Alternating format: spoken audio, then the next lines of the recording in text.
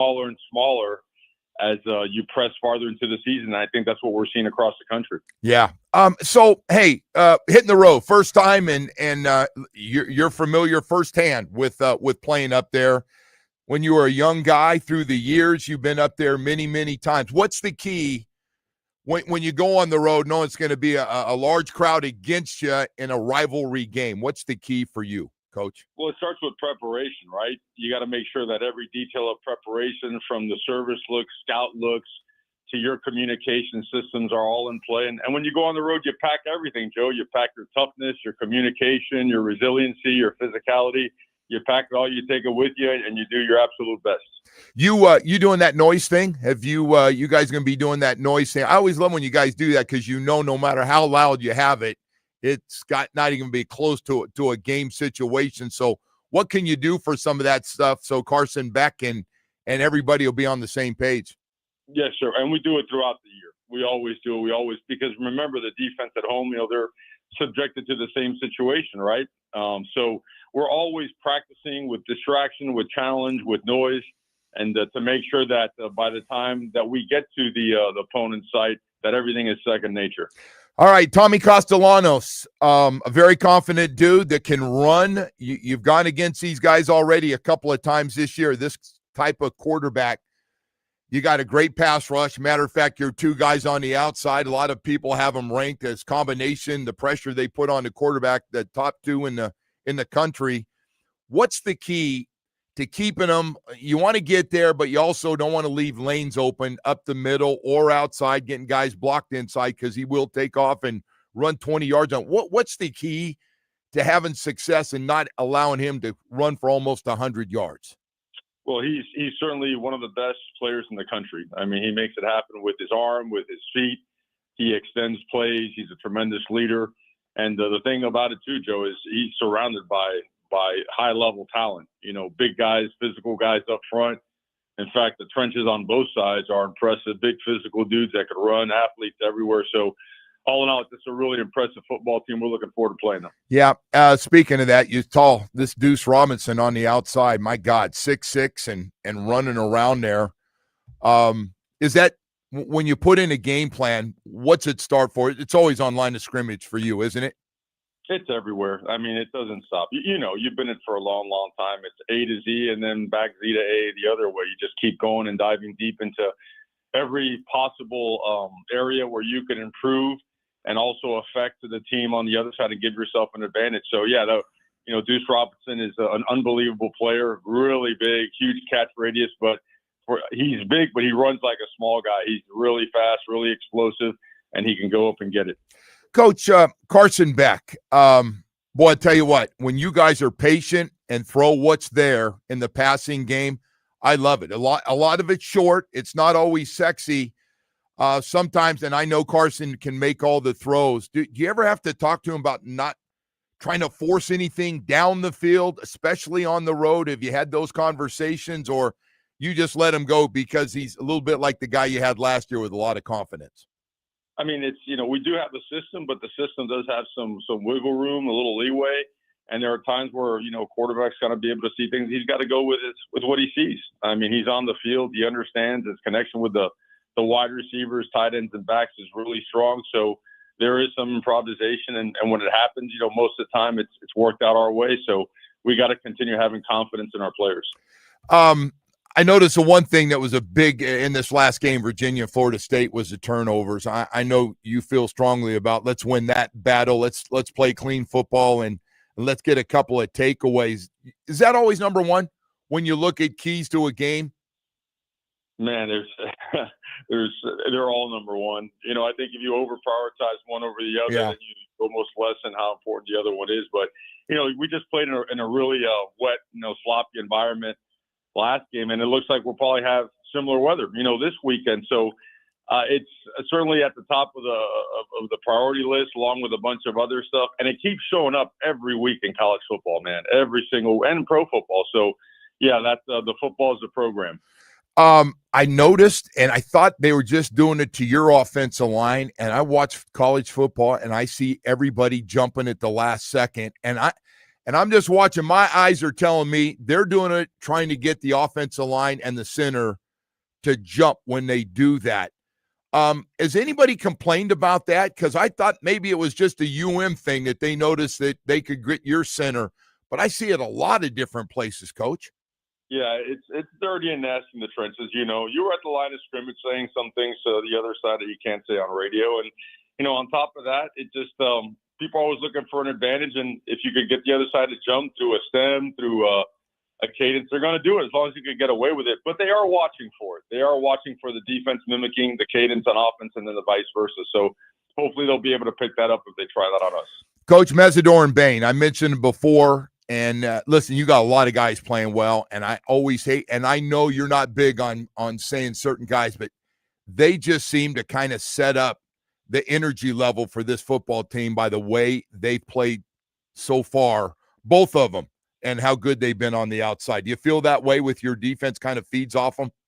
They've done such a great job throughout the last couple of years, and particularly this off season, on getting their bodies, getting their minds right to play at a certain level. And it's showing up, and they'll tell you themselves, they're not satisfied in any way, shape, or form with their performance. There's a lot left that they got to improve upon, get better at, but we do feel that we're blessed with the best duo in the country.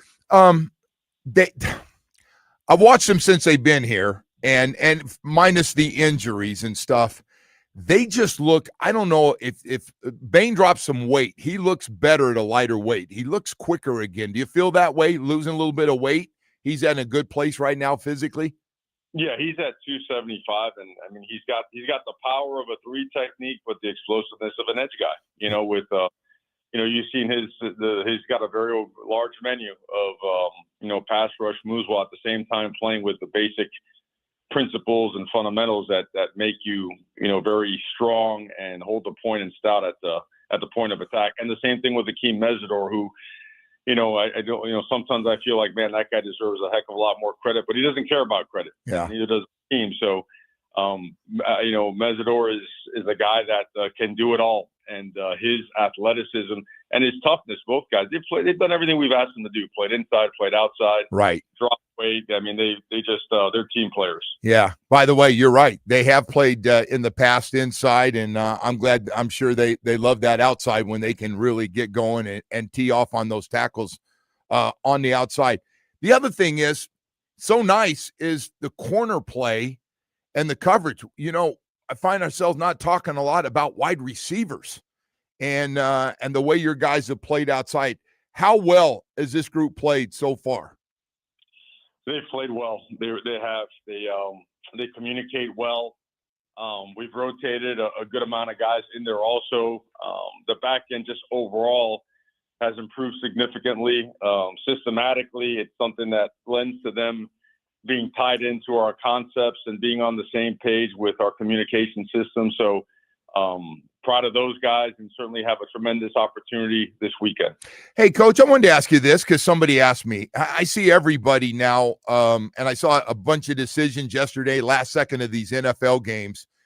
And I'm not very good at that clock stuff in the last and when to use the timeout and save yourself some time. And it's 4th and 2 at your opponent's 45-yard line, whether to go for it.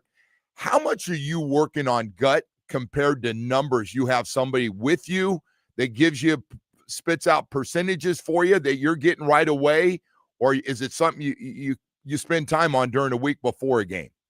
Yeah, we spend an extraordinary amount of time on that during the weekend. It's charted, and throughout the course of the game, I'd say the majority of the time, your gut and the chart match up. There might be, like the Florida game, when the weather is different, right? And the defenses are playing at a high level, that's when you maybe skew off it a little bit. Right. But for the most part, the gut and the chart, they match up. And I mean, everything from when to go for 2, when to take a safety, all that stuff. I think everyone carries the same charts and has a dude nearby, and what you could burn off and when you can't. So you certainly want to lean on those people during certain times during the game. Yeah, I always think of the one like, hey, one more first down and the game's over. And we've wiped their timeouts. We've got them, but we got to get this 4th down and 3 or 4, or do we just punt it back down to the other end and let the defense save us over the last minute of the game. I always find it interesting, and sometimes the announcers are going, oh, that's the wrong decision. I heard it yesterday. And I was thinking about that situation. Yeah, once you cross the 50, and it's over 4th and 1, that's when, decisions come into play. And what is your game plan? How do you feel about your matchups? And, do you really want to, compromise getting a touchback as opposed to you trust your punter pinning down inside the 5? There's a lot, but again, a lot of it is what you're capable of doing and the situation in the game, of course. Are you pretty healthy right now for this game off of, and plus you had a few extra days off? Yeah, we feel game 5 healthy. That's for sure. Certainly we've been close with a couple guys we talked about every week. We feel great about them this week, and hopefully that plays out like that. But we do feel confident in the health of our team. Yeah, and so, Coach, I got to ask you. So you go up there. I'm just curious. You have meetings with these guys all the time. What are things you talk about going on the road for the first time this year on a team that's not exactly a bunch of young guys? You've got some guys with a lot of experience. What do you talk about most getting ready for this game that you want them to think about getting ready to hit the road? The importance and the value of process, that this is a business trip, that there's a job to be done, and that nobody, nothing, no noise should ever get in the way of doing that job. But it all starts with preparation. It all starts with Green Tree Practice Field. And the rest I can't get into over the radio, but we get into it pretty good, and we set a plan and we set the mentality of what we want to do and how we're going to do it, and we carry out that plan throughout the week so that we have confidence when we hop on the plane. Well, I can tell you this, man, that home culture, I know you talked about before, that home winning culture, you've done it. That's part one. Your crowd knows what they're getting at home, and some of the big wins you've had here over this first month of the season. Now just taking on the road. I got to ask you this question. I was thinking this morning driving into work here early in the morning, drinking a big boy coffee, and I was thinking about some of the great moments up there. And the first guy I always think of is Sean Taylor's game in the rain. One of the greatest games. He playing safety. He was like 4 guys in one playing back there. There's guys that have great games people are going to remember forever, especially on the road at Florida State. No, without a doubt, this is a rivalry that we grew up always wanting to be a part of, wanting to play in and whatnot. And I think we all know what it means. I certainly don't talk about it much with the media because, like I tell our players, it's the focus has got to be on the preparation. And I keep it simple and probably extremely boring, but that's okay with us. We just want to get to work and prepare for the game. I know one thing you hear all the time, that the U is back. Hey, the U is back. And how do you handle that when you hear that? The U is back. I think the U is back. Again, I don't get into that. I don't, to me, that has no value. That anything from predictions, prognostications, all that stuff, man, that's meaningless to us. We are improving. There's progress we feel on a daily and a weekly basis. And we have a very strong, relentless appetite to get better. And we just want to keep doing it and not let anyone or anything get in the way of doing that. Mario, thank you, man. Can't wait for Saturday night. This is going to be a lot of fun. University of Miami going up to Florida State. Thank you and good luck. Appreciate you, Joe. Go Canes. All right, Mario Cristobal, Miami Hurricanes head coach, joining us to talk a little bit about the game. I wish one time he'd just come out and give us a game plan. What do you think, Woody? Just give us a game plan. We're going to run it between the tackles. We're going to point at them and tell them we're going to run it. And then we're going to throw it. Then we're going to mix it in. Man, you don't have to throw it down the field to me. Our guys are always open underneath, right? Just keep moving those chains. And you'll get a chance to break a couple of those. Hey, speaking of have you checked out South Florida Chevy dealers and the new trucks that they've got right now? Still truck month. It is still truck month. You got to get down there. You've been thinking about it. You haven't done it. Boy, we got some great deals on Chevy trucks. Our big dogs, man, I'm telling you right now, if you're looking, we got a truck that's absolutely perfect for you with great deals and Chevy dealerships all over South Florida for you. Hey, check out the durable Colorado with its standard turbo max engine, impressive torque. Not only that, but the Silverado 1500, always ready, steady, and strong for you. It's got everything you need. Advanced tech needed for the workday workhorse and a weekend warrior all in one. Hey, listen, you work hard and you play hard. we got a Silverado for you. Silverado HT, man, legendary horsepower, one of the hardest working beds in the business. So the bottom line is this: you make a living out of your truck. A lot of people do. That's how you make a living. 5 days, check that. 6, 7 days a week. Hey, man, all the extra money is important to you and your family. You need something durable as you are that can work long days. We got a Chevy truck for you. You're going to love them. See your South Florida Chevy dealers today for outstanding offers going on right now. Miami sports leader, 104.3 FM, WQAM.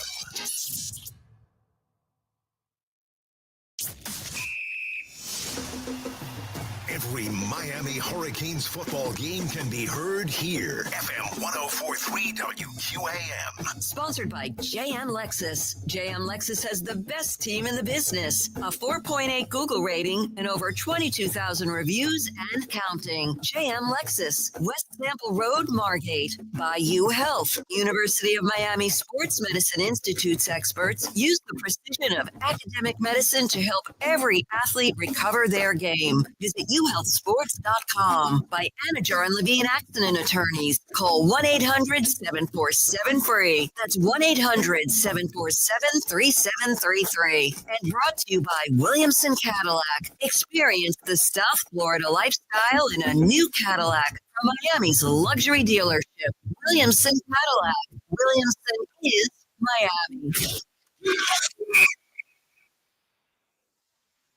The Joe Rose Show is presented by Loctite Windows, Doors, and Roofing. Loctite Impact, South Florida's top-rated impact windows, doors, and roofing provider with thousands of 5-star reviews. Hey guys, it's Hollywood football season is here. That means it's time to get that game day spread ready. And I have a game changer for you. Daisy has come out with a delicious Daisy French onion dip and Daisy ranch dip. It goes great with chips, wings, whatever you have on that spread during game day. And these are delicious homemade dips that are made with real herbs and spices and other ingredients you find in your own kitchen. Be the MVP here on game day and look for Daisy French onion dip at a grocery store near you. During the Drive and Chevrolet event at Kendall Dodge Chrysler Jeep Ram, get up to $23,000 off MSRP, 0% financing, and no money down. Drive to Kendall and drive away in a new Ram 1500 for only $399 per month. Kendall Dodge Chrysler Jeep Ram.com. Pro athlete or not, you deserve orthopedic care. At Baptist Health Orthopedic Care, we've got an all-star team, including Dr. James Ross, orthopedic sports medicine surgeon and team physician for the Florida Panthers. Whether you're chasing your next victory or simply want to live pain-free, our expert team is here to provide you with exceptional care. And here's the best part. You don't have to be a pro to get treated like one. Visit BaptistHealth.net/ortho today and get back to doing what you love. At Lindstrom Air Conditioning and Plumbing, your comfort is our promise. Trusted by South Florida for 50 years with over 10,000 5-star reviews. Call Lindstrom or visit lindstromair.com for AC and plumbing experts you can trust. I love those guys. If you've been injured and are choosing a law firm to represent you, how do you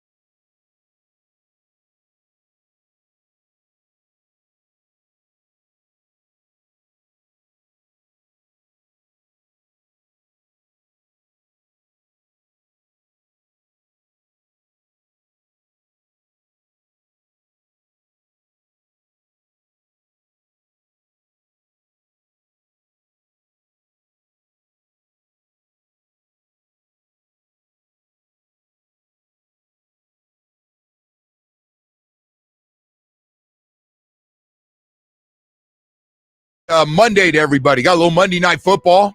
Hard Rock Stadium tonight. The Jets in town.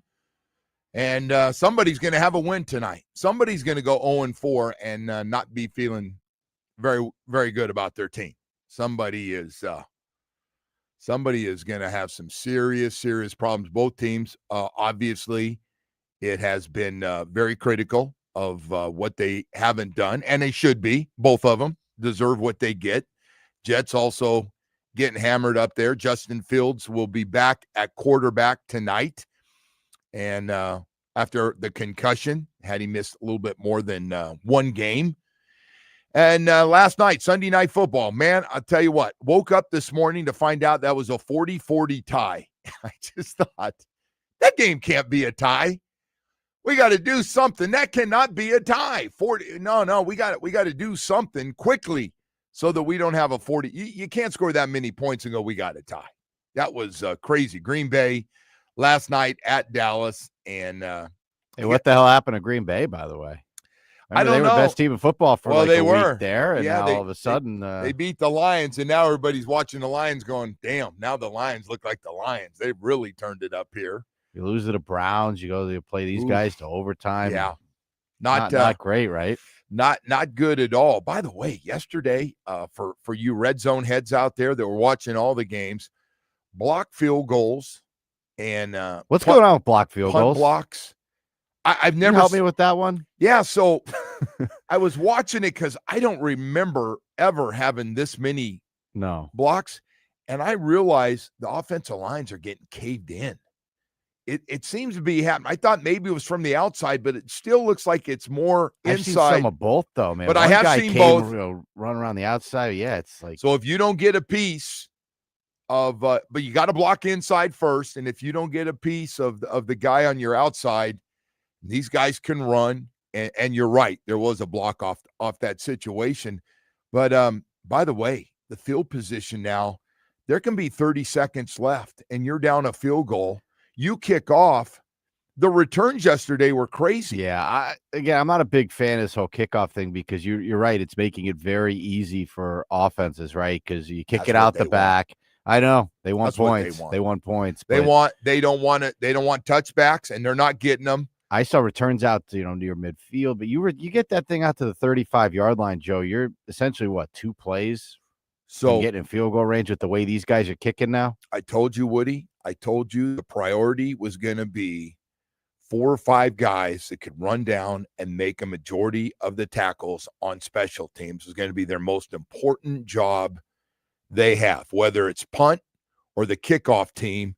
You got to be able to go down there. We saw these returns. There were 3 punt return touchdowns yesterday. Hell, Marcus Jones for the Patriots had an 87-yard punt return and a 61-yard punt return yesterday.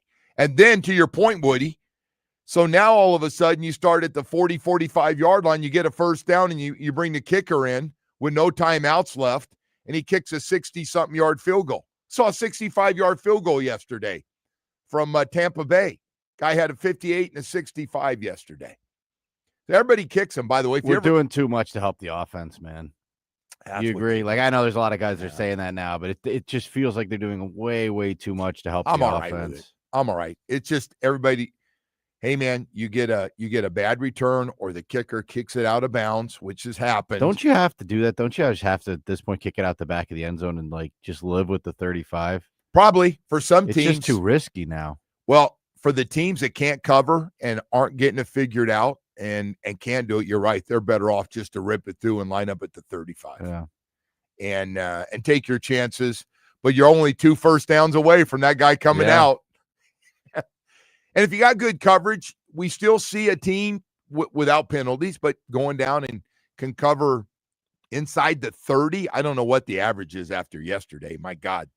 But special teams is well, I'll tell you what, they don't have to worry about the old touchbacks 90% of the time anymore with the new rules they have. And by the way, finally, for early in the season, I don't know if the NFL has been more banged up than it is right now. The Ravens might not make the playoffs. Did you see how many guys they had hurt? I think The they whole had team. 6 starters from their defense. They Looked were like the saying, Pro Bowl. They were Yeah. all standing over there, and you're like, oh, he's not playing, he's not playing, he's not playing. Probably most importantly, their quarterback's hurt now. And then he goes out late third quarter yesterday. Nobody knew at first what was going on. Yeah, we were watching Red Zone, and they thought maybe he had gotten benched or something. It's like, no, it was like benched. Game wasn't out of reach. I wasn't worried about him getting benched, but I was wondering if the coach threw in the towel. And I thought that was even that would be kind of weird at that point. And then I guess we counted Kansas City out a little too early because they looked a lot better. And again, amazing what getting one receiver back can do for you, right? Yeah. Boy, Worthy adds such a dimension to that team. He so Kansas City is not dead. And by the way, then the upset was a crazy one. The Giants play a rookie quarterback in Dart, and it looked like a college football game. He was running the ball. They just kept running them. I wanted to ask the coach, like, it was great, and it worked in this game, although he did have to go get his head checked for a concussion, and he was upset. But how long do you think he can run like that before he's finally out? Maybe 2 more weeks. We'll give him.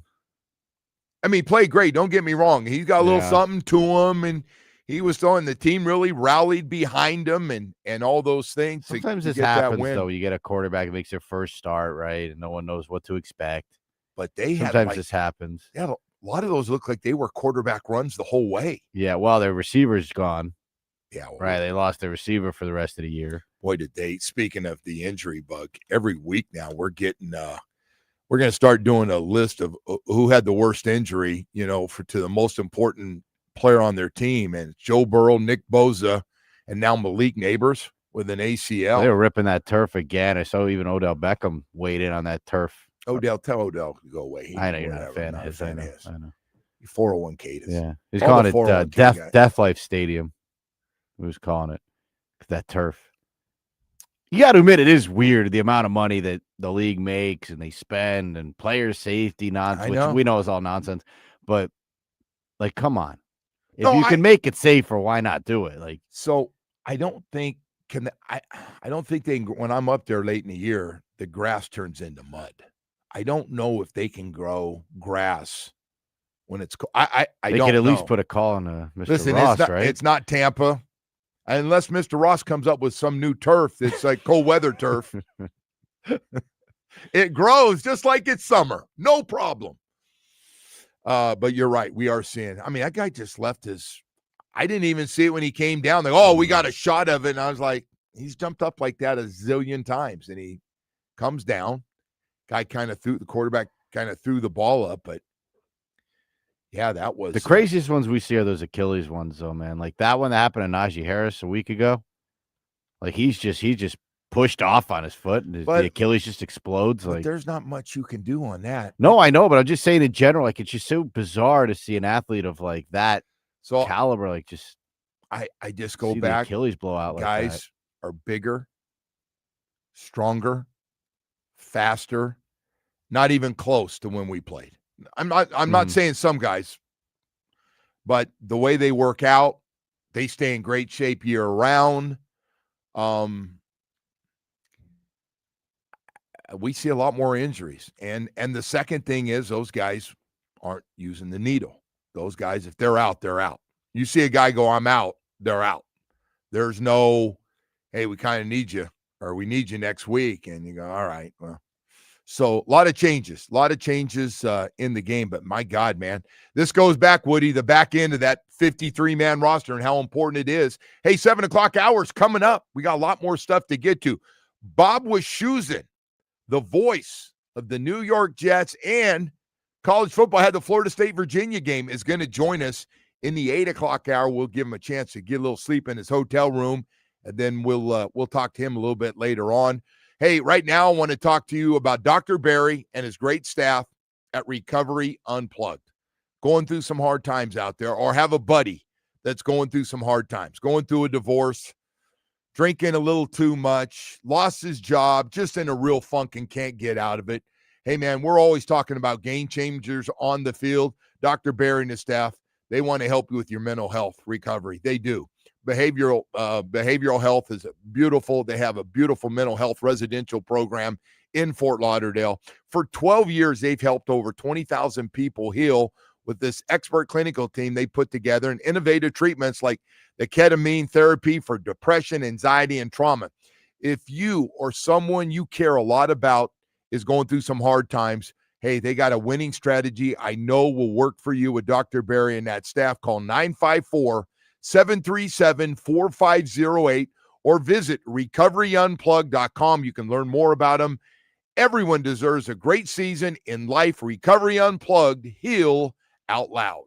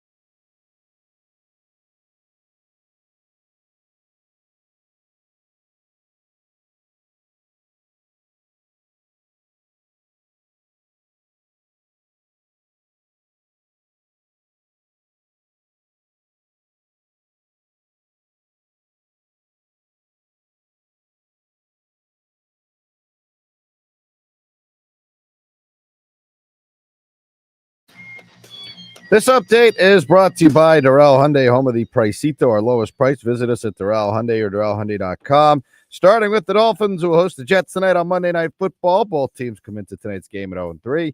Kickoff is at 7:15 from Hard Rock. Over to the Marlins, who ended the Mets season getting a 4-0 shutout win. The Marlins finished their season with a 79-83 record. Moving to the Panthers, who will continue the preseason in Sunrise tonight against Carolina. The puck drops at 6 from Amaranth Bank Arena. To the Heat, who host their media day today at the Kaseya Center. Tobin and Leroy will be broadcasting live. All Heat games can be heard here on WQAM. And in golf, Europe won the Ryder Cup. The Joe Rose Show continues now. You know, you talked about Tua being in his feelings. Hell yeah, he in his feelings. They 0-3. People talking about him not having a job. There is no human who doesn't hear it. Yeah. Some people understand how to deal with it better. Some people know how to compartmentalize it, but we all hear it. Everybody pays attention. The problem with the Miami media or with media in general, especially local, instead of coming up with the question to ask Tua Tagovailoa, why are you struggling so much with zone coverage? What is happening after the snap that you can't read the coverage in order to figure out in what holes, right? In between what spaces you need to throw the football? Ask him that question. Why are you concerned with what he feels about what Cam says? And as any man, unless you are man enough, unless you are secure enough in where you are in life and what you're doing, you're going to answer. But Tua ain't built like that to answer that question. He's not built in the way to talk about who Cam was as a player because he shouldn't be concerned with that. So all he could go to is the fact that every day Cam is not living this life that I'm living right now. It's easier to talk about it there than to do what I'm doing at this point. He don't care that Cam was actually better than him. He don't care that Cam actually accomplished more than him. What he cares about is that right now I'm in this heat and you not in this heat. That's the difficult part about losing. That's the difficult part about becoming a fiasco. That's the difficult part about becoming a reality show. Because now we talk about the Miami Dolphins for everything but good play. All right, that was Ryan Clark getting after Tua and the local media a little bit. Who asked that question? Who was that? Palm Beach Post, perhaps? Oh yeah, it was. Will there be a response now? I'd like to see a Joe Shad versus Ryan Clark. No? No response? No. By the way, just Tua needs to go out and play well tonight. That's it. That's the only thing. He can't worry about anybody locally or nationally. He just needs to go out and put together a good game. And all the things he's been accused he can't do, he's got to do some of them. Then, he can come back. I will say this. He has been a disaster every week. He says something every week in his press conference. There's a list of them, and you're going, wow, I've never heard this out of a starting quarterback before. He's got I'm glad you're with me on this one, because usually you tell me how much I'm overreacting by all the crazy stuff that he says each week. But right. The Josh Allen thing?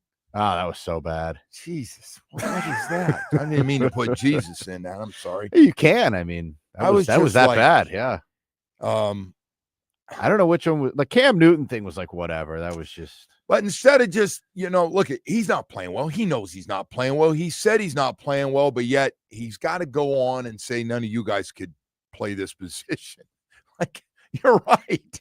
I can't. I'm glad you reminded me that I can't drop back and throw it 60 yards down the field and hit Tyreek Hill in stride when he's running by everybody. You're right. I can't. But it's your job. It's your job. And by the way, just go on and play better. Cam Newton's right about that too. He was asked the next day, they had Cam Newton on the show. He went after you a little bit, Cam. He go, hey, just play better. Just go out and play. You don't like it, but it's not going away. And the other thing is, and got into this with my brother-in-laws who are a little down on Tua as well, like a lot of people, is like, hey, man, the money's part of it. It just is. Whether you think it's fair or not, you win. It's your money. It's not going away. But if you don't play well, people are going to bring up your money. They are. They're going to bring up two things. I say this. I've said it on radio shows forever. If you're a high first-round pick or you get a second contract for big, big money and you go into a special club with guys that are getting it done that make that amount of money, they're going to talk about you. They're going to bring up the money. The money gets brought up. And you think it's just this sport? It's every sport. It's every sport. Everything gets back to money. The better you are, the more people, if you don't play well, they're going to get after you. Not only you're not playing well, but what you're making. It's going to be brought up. Still your money, not going away. When you go home at night, it's yours. It's not going away. Anyway, do you realize the difference between tomorrow's show? Like if they go and lay an egg tonight, what tomorrow's show will be, or if they go in there and they actually look like they did against Buffalo and they win the game. Yeah. I mean, what a ridiculous difference tomorrow will be. And honestly, based on this one game, if they win tonight and you watch Carolina so bad. They look so bad. They made the New England Patriots look like Tom Brady was.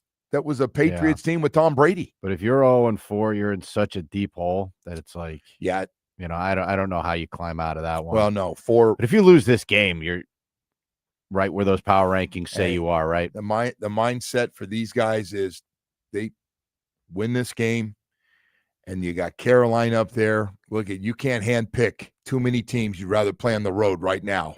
No, than Carolina. The way they looked, maybe Tennessee, but they look bad. Well, we don't have them on. I there. know. I wish we did. They were. Holy cow, man. They're not looking. They weren't looking real good either. By the way, it has nothing to do with us here now, but this Adonai Mitchell. Did you catch? I did. I had the Rams yesterday. It was very nice of him to do that. So honestly, I never, ever, ever will go, that one play cost them the game. Because usually the coaches go back and they're like, hey, there was a lot of things that we could have done better. And there are a whole bunch of plays. Some of them happened early in the game, but they were just as important. You just remember one at the end of the game. Mitchell makes this great play, is running for a touchdown, 75, 80-yard touchdown, and decides at the last second he's going to put the ball in the air, and as he's going up, he fumbles about 2 yards. It goes through the end zone. Touchback. They lose the ball. But then Jonathan Taylor breaks one outside, runs 57 yards or something. Just another crazy Jonathan Taylor run. And they call a flag, and so they show it. He basically tackled the guy. He put his hands over the top of the guy and threw him down. Like there's third graders. You're going, oh, that's a penalty. He cost his team 14 points by himself. He's blocking out in front. All he's got to do is block him a little bit, not a lot. Was not going to affect the play that much. And he cost his team 14 points. 2 huge plays. You don't get those 50 and 70-something yard plays. No, that poor guy's still trending on Twitter right now, Mitchell. It was just, and then, of course, the TV gets a close-up of him. Absolutely. And that look of dude, do you realize what you have just done with the 2 plays? And, and the announcer's got to go, whoa, he's having a rough game right now, as in he just had 2 plays that he's directly responsible for. It could screw up their whole season. I mean, you're talking about you're 4-0, the Colts. Things are going really well now. Those are plays and things that guys on bad teams do that you go, wow, that's not a real well-coached team. And they've actually, they've been the talk of the town on everything. They go out there. They had that game. They did. And he makes a phenomenal play, comes back, somehow catches it, safety, the corner fall over each other. So he's running in. Instead of just running in the end zone, he had to get that ball up in the air. And let me get started a little bit early. Mm-hmm. I don't want to wait till I'm in the end zone. Let me start from about the 2, and that thing goes out. It's pretty crazy at that level to see that kind of stuff happening. That's just not the kind of stuff that should happen in the pros. So when those guys are telling them, if anybody says it, hey, man, it's not your fault. We all could have played better. No. you make those 2 plays on the road, and we're going home 4-0. Yep. Period. 2 plays. 2, by the way, big splash plays. You don't get 57-yard run. I think they called back on Jonathan Taylor. Yeah, the other one was 76 yards. 76 yards on the catch. And nobody's around him. He just decided he was going to put a little extra, mustard on the hot dog going into the end zone. And he lost it. We see it once every year. It's sad, but yeah, we do. Just crazy. Hey, by the way. This is actually a nice story, that Colts story, wasn't it? Well, it's still a good story, but let's see how it goes now. You can't give games away. That's just, I know. You got selfish and stupid. There's nobody teaching him to grab. Did you see it, Woody? There was no question. There was nobody in goal. We got screwed on that. No. He literally, he mugged him. He just, that's a new way to take care of your guy on the outside. All right, we got to go to break here. We've got a lot more. By the way, man, Ryder Cup team, a lot of those guys live up north. They can hear us up there. We're up in their neck of the woods up in Jupiter now here. And they got their ass kicked for 2 days. And literally, I was so bummed out because match play, I want a match play to be close because Americans are good at match play. We suck at team, but we're great in match play. One-on-one, we're one-on-one players. We're not very good team guys. And we hate alternate shots. That's not our baby. Anyway, they're getting their butts kicked, and they came all the way back. We'll tell you more about that and how crazy that thing was at the end, where they actually had a chance to win that thing, coming all the way back from being way, way down. Ended up being pretty wild there for a little bit. Anyway, right now, I want to talk to you about something very important. Air conditioning companies and plumbing companies. If you live here in South Florida, you know the deal. Sooner or later, you're going to need both of them. That's why around-the-clock air conditioning and plumbing, hey, man, they got it rolling for you. Always been about great service. I can tell you that. Big Daddy Lenny started this thing 37 years ago. He passed away, but it's still family-owned and operated. Eric and the boys over there doing a great job, and they want to let you know we got 135 trucks on the road 7 days a week and 37 years of experience. Trained and certified technicians for all your air conditioning problems, some of the best licensed, experienced plumbers in the business, and as I always say, 7 days a week. And if you need a new air conditioning unit or a new water heater, we want to let you know we got a warehouse full of them. I mean, hundreds and hundreds and hundreds of them right here in South Florida. So when you order one, it's coming quickly. You don't have to wait for it to be flown in town or driven in town. It's right here, right now. We got a box truck filled with all size Rheem water heaters ready to go for you. Same day installation is always the goal. Financing plans always help you out. A lot of experience ready to go and family owned and operated.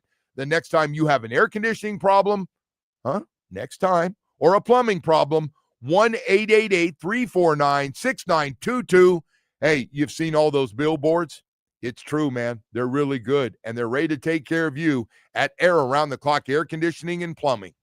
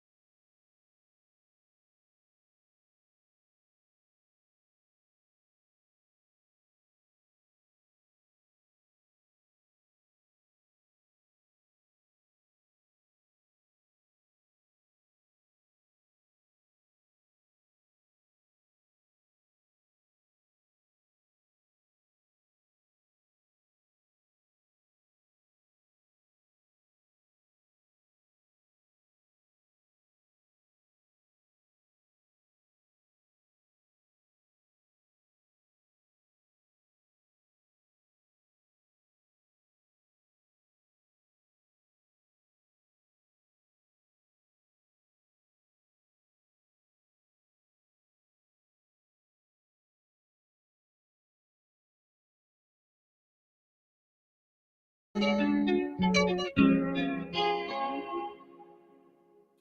Titi me preguntó si tengo muchas novias. Muchas novias. All right, welcome back. I know Bad Bunny's gonna, Woody, you're dying to get that in there. I was dying to get it in. You were. You're all excited. Bad Bunny's getting ready. Do you like him? What do you mean I'm all excited? I have no idea any of his music. Exactly. I'm hearing it for the first time this morning. I got nothing against Bad Bunny. I know people out there listening right now and go, oh, Joe Rose taking a shot at Bad Bunny? Not what I want for my Super Bowl, no. But I know a lot of people don't like my choices either. So, and what would you go with if you could pick? Who would would be your band? I'd probably go with one of the I could go with something. You just want a rock band, I'm guessing, yes. Right? Just a normal, good old rock band. Yes. Yeah. Football music. Play 3 or 4 songs that I like the one we had in Miami. I don't know if you remember that one with Shakira and I didn't have a problem with that. Jennifer Lopez. Yeah, no, that was. I think some people had a problem with it, but for different reasons. I think most of my stuff, Woody, is not political. I think most of mine is if I don't know. First of all, I don't understand what he's saying. Well, yeah. But I know he's super popular because my kids have told me. I was more talking about the ass shaking and stuff, but. Well, that was great. Yeah. Don't have a problem with that. That's kind of why I was talking about that one, but I don't know their politics necessarily, Shakira, but I didn't know what you were talking I don't know about. her. She's not even from America, is she? She Colombian? I don't know. Yeah, I don't think yeah. I don't know her political leanings, to be honest. I don't know. Not that I care. I don't know. I do know this, no matter who we have do the Super Bowl halftime show, a lot of people are pissed off Monday morning. Was it the Weeknd that did last year? Was that last year's one? I don't know. Weeknd was people recently. Were riled up about that one. But they don't like all the old bands. Like they suck. They're like 80. They can't even move. I was like, well, the guy's a legend. Stop it. Stop it. So what would you go like Rolling Stones or something? No, I don't want the Rolling Stones anymore. I'm done. Okay. I saw their documentary and last one of. And they always go on that last tour. They're like, they've got to have a record for like, this is the last Rolling Stones tour we're going to do. Then they pop up for like 20 more. I would just go Coldplay when everything is in doubt. Woody, just go Coldplay. Just make everyone likes them. They're easy. No, you like Coldplay. It's all you talk about. I don't know, man. They probably could have done 10 shows at that stadium across the street from us. Would have sold them all out. They just sold out like 10 straight nights at Wembley. Great. Very popular. Great. I don't want to hear Coldplay. All right. No. I don't. Well, you know what? We'll dig up the Rolling Stones. You can listen. I don't want the Rolling Stones. I don't even want I like Paul McCartney. I don't even want Paul. Paul's like, it's time for him. You want a Beatles cover band? I don't know. We can get that for you too. We got a lot of other stuff going on. You know, people are gonna be riled up. Crappy it's halftime just kind of shows. funny. No matter what you play, everybody's got different taste in music. Everybody's got a different taste in music. Maybe we'll end up liking this guy. And then if they show too much or they grab their crotch or then people are mad or, you unstrap the bra or something and somebody shows a little. Yeah, I mean, I'm giving you a little quickly of all the stuff that. Oh, that was people were up in arms about that one. Maybe Bieber makes a comeback here from whatever he's friends going with through. This guy, right? Yeah, I don't know. I think Sandler's friends with him. Wasn't he in the new Happy Gilmore movie? He had a big role in that one. I don't know, Woody. Maybe Sandler do the halftime show. I will probably walk away from the show, though. I know. And by the way, I know the shows do great because everyone watches, so they can complain about it. Well, that'll be a chance for me to. I want to hear you on the Monday after the Super Bowl. Tell us how bad it was, how much it angered you. I might just go out with my dad. He can't hear anything. I can just hang with him, and he'll go, how do they sound? Not good. Hey, may end up liking it. It's new for us. Oh, man. I'm hearing this stuff for the first time this morning. It sounds good. Good. All right. We, besides all that stuff, I got to tell you, man, yesterday, this weekend was fantastic. The college games were great. The NFL with Red Zone. So the Red Zone goes to all the great plays. So you're getting all the best of. And I figured out why the Red Zone, because I don't get to watch it all the time. This is the first time in all the years that I've had Saturday and Sunday off both days. First time ever in 20-something years that I've had 2 weeks where I had a Thursday night game and came back with a Monday night game. Yeah. I mean, it was fantastic. I love when you talk about red zone because you talk about it like you're just discovering it. Well, no, like I know it's out thing. there, but I realized, like, if they were just to show all the blowouts, it would be like showing a late touchdown when you're down 41-10 doesn't do anything, except for a couple of fantasy football heads out there that getting some extra points. But they get all the good stuff. They give you all, and if they miss a play, they go back and show it. And then you're going to get some close games. We had a few blowouts yesterday, but I just fun. And by the way, then you throw in the Ryder Cup, and I thought the Ryder Cup was just like they screwed up match play. They got their ass kicked so badly on Friday and Saturday, and they were down by so much that I thought it was 12-5 after one of the matches because one of the guys hurt his neck and couldn't play. So each team got a half a point. So they're going into day 3 down 12-5. They're down 12-5, meaning you got to win damn near every match to have any chance. And Fleetwood and McIlroy and Rahm, they're just kicking our ass. Their records are undefeated, and they're beating everybody. Alternate shot. They're just hammering us. I mean, some of those matches weren't going 13, 14 holes. They were over. They were shaking hands, and it was over. And then I flipped it over yesterday. I go, well, let me just get an update on this thing. And all of a sudden, I'm sitting there. There's 4 matches left. It's 13.5 to 10.5. 2 of the matches are square, and the Americans are up in 2. And then Shane Lowry, who I really like, beer drinking Shane Lowry, a guy I want to have a few beers with, hear and tell a few stories. Shane Lowry birdies 18 to have the hole, and that was it. Party was over. But they actually came back. Still suck, by the way, in a bunch of these formats outside of match play. Just not very good. Not very good. I'm sure some people will get ripped for it. But then on top of that, it got a little ugly with the Americans. I like the heckling stuff, by the way. Like if they allowed that at courses around the country, I think it'd be good for business. So the talk is going to be, should you be allowed when Rory's walking with his wife to call her names? And because everybody saw what happened with Rory. It was public. He sent her papers. They're split. They're back. Then he was accused of dating the girl that does the reporting on CBS. It was a little hottie herself, and she was going through a divorce with her husband. All this stuff becomes public knowledge. Never did before. So they're hitting her like, hey, Rory, I see she took you back, huh? You must be making a lot, and it got a little ugly, and he turned around and he goes, shut the F up. Yeah. He's trying to hit the ball. That, by the way, like if that was golf, I think you get a lot of younger viewers. I heard him before this thing started. He goes, fans over here really like me, which they do. When he was just playing as Rory in the PGA Tour for the majors, a lot of people are rooting for him to get that 4th major and have one in all 4 majors. He's won now. But it's a different deal when you're now got all those European colors on and you're representing Europe and you're not playing for yourself and all that stuff. But it got a little ugly. And those guys said, hey, man, it's not acceptable. And then Bryson DeChambeau stepped in somebody's line or something, and they were going at it. Justin Rose wasn't happy. Boy, tell you what, though. For 2 days, they gave us an ass whooping outside of New York City. They gave us an absolute butt kicking before the great finish. Great finish. Had a chance, man. I was like, there's no way they somehow win these last 4 holes. And someone asked, is shut the F up really intimidating with that accent that Rory has? I got to imagine, I've never met Rory McIlroy. I have to imagine he's barely 5 feet tall, right? I don't know. I've never seen him in person. Okay. I mean, if I was guessing, just from I like it though, man.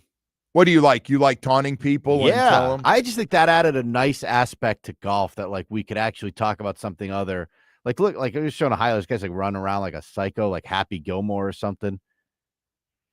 This is what we need. This is what you get at the Ryder Cup. It's not going away. I'm guessing it's going to be bad in 2 years because it goes over to Ireland. Oh, they're going to give it's going to Ireland. Time, huh?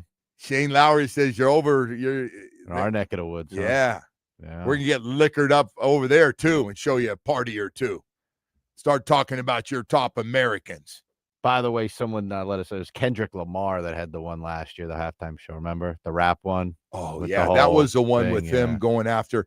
Kendrick Lamar doesn't get along with the guy up in Toronto. Drake. The greatest sports front runner in the history of mankind, Drake. Yeah, that one wasn't all that great either. I don't know. Listen,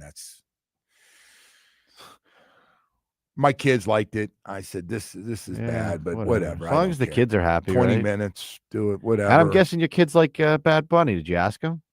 No. I'm sure they do. Well, am I going to call my kids? You like Bad Bunny? I just want to know. No, yesterday I thought maybe you would have asked them.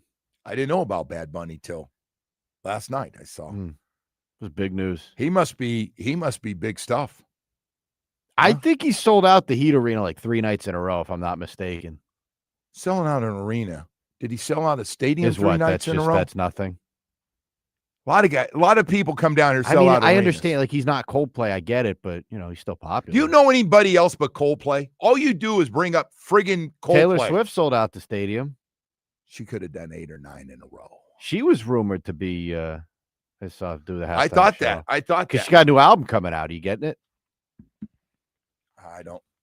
No, I'm not getting. Big new album coming out soon.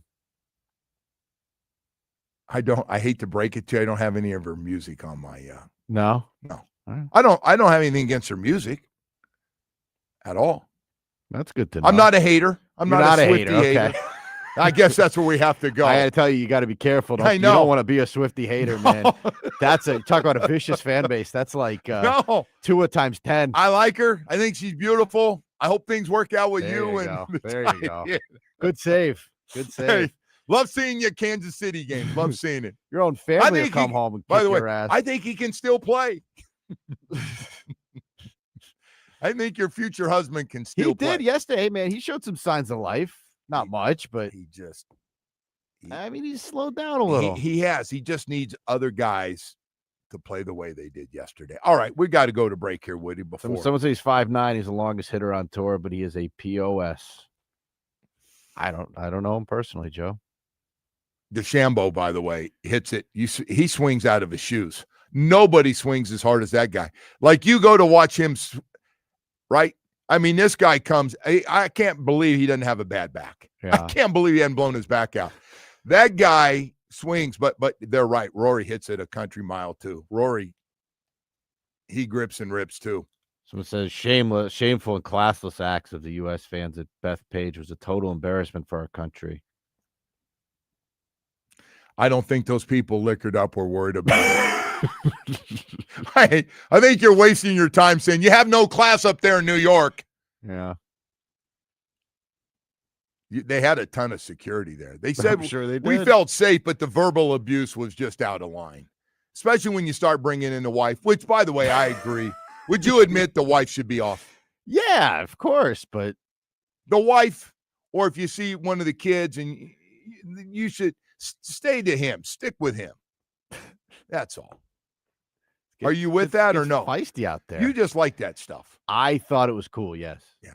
I like to see how you hold up. Someone said Bad Bunny sold out Hard Rock 2 days in a row. I don't know if that's true or not. I have no idea. He did. He must be good, or the Super Bowl wouldn't sign off on it. That's a good point. Not my. Or they did it just to piss people off. Who knows? They got me. What? You were so pissed. I go, I'm going to play Bad Bunny. You go, you're so mad. Oh, my God. Bad Bunny. Oh, my God. Something to discuss. He's still dating a Kardashian girl? Oh, look at you. Are you kidding me? Mr. I don't know who he is. Well, I was just guessing. Oh, my God. Well, there's so many of the Kardashians. Okay. Now there's so many of them. Jeez. Which one? Well, Odell's dating one, isn't he? Is Odell one? I don't know. I don't know. I don't know what Odell's up to. He was complaining about the turf. Oh, that's right. Yeah. I just figured they may need him over there doing now. Selfies out in the parking. Maybe they'll sign him on the parking lot before the game. What do you think? A little return trip back home to New York. They need a receiver. Oh yeah, sign him. He'll be good for. He's a good one. And Boy, you that really worked out. dislike him. No, not a fan. Yeah. All right. Hey, I'll tell you what I am a fan of is guys named Gary and Harvey. Yeah, Harvey Cohn and Gary Judah, if you're wondering who I'm talking about. The partners of Cohn and Judah Injury Law Firm, personal injury attorneys covering all of South Florida. They're in Plantation, but they travel anywhere they need to go to help people. And they will handle your case from start to finish. More than 30 years of experience, big enough to go to trial and get you multi-million-dollar results, small enough just to call you back. Let me tell you what's going on out there right now, folks. You see these personal injury attorneys. They're all over TV now, and they're showing their dog, and they're walking these beautiful shots into the sunset, and they're going, I'm going to handle your case and take care of it. And so you go in there going, that's the guy I want. I kind of like that guy. The guy's, I see him every day. That's my guy. And you go in there and tell him, hey, I went through a bad injury, automobile accident or slip and fall at work, and really need somebody to represent me. And they go, oh, no. You won't be getting me. No. I do the commercials, but the guys in the other room that we hired will be doing it for you right out of law school, but really good coming out of law school. So now all of a sudden they have your case, and then you don't get a call back. You want to get an update on how your case is going and all those things. You're a little frustrated. It's happening every day. It's happening. A lot of you have done it. You probably didn't know you could call Harvey Cohn and Gary Judah and make that change right now. As Michael Jackson says, make that change. I'm telling you right now, go to CohnandJudah.com, read the reviews and what people are saying about those two. Communication skills, people who care, people you can always get a hold of. It's important to them. It should be important to you. 866-FAIR-FEE. That's go to CohnandJudah.com, read what everybody's saying about them. Great reviews that you should want. They don't pay other lawyers to do the work you hire them to do. Miami.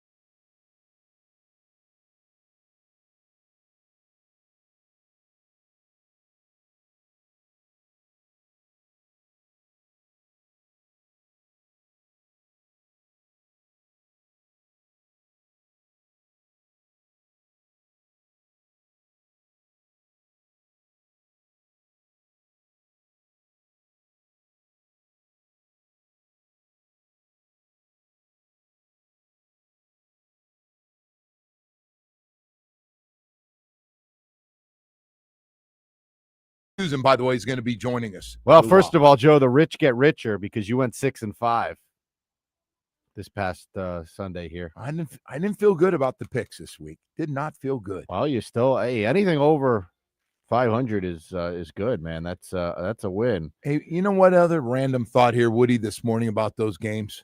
Sure. Cleveland's got a really good defense, and their offense is terrible. Yes, it is. Yes. That's a good observation. I just feel bad for how long before those guys just completely break down? It's going to happen. I would bench Joe Flacco at some point, see what else you have over there, but Joe's just sitting duck. Long as the protection good, but he ain't moving. All right. All right, let's get to some games here, Joe. We had the game from Ireland, right? Was it Ireland? Yeah. 24-21. Steelers hold on to beat the Vikings. Aaron Rodgers and the Steelers are 3-1. I see that. Your thoughts? You can't be happy about that. You thought they were going to be bad. I did. I was wrong. If a couple of our guys run around over there making some plays. If somebody would have told me that the Ravens would be 1-3 and they'd be 3-1, I'd never believe it. Well, the Falcons got back to 500. They're 2-2. Commanders are 2-2. Atlanta won that game 34-27. Commanders need their quarterback. Yes, they get do. Healthy though. Mariota wasn't that bad though. He made some good throws and made a couple nice runs.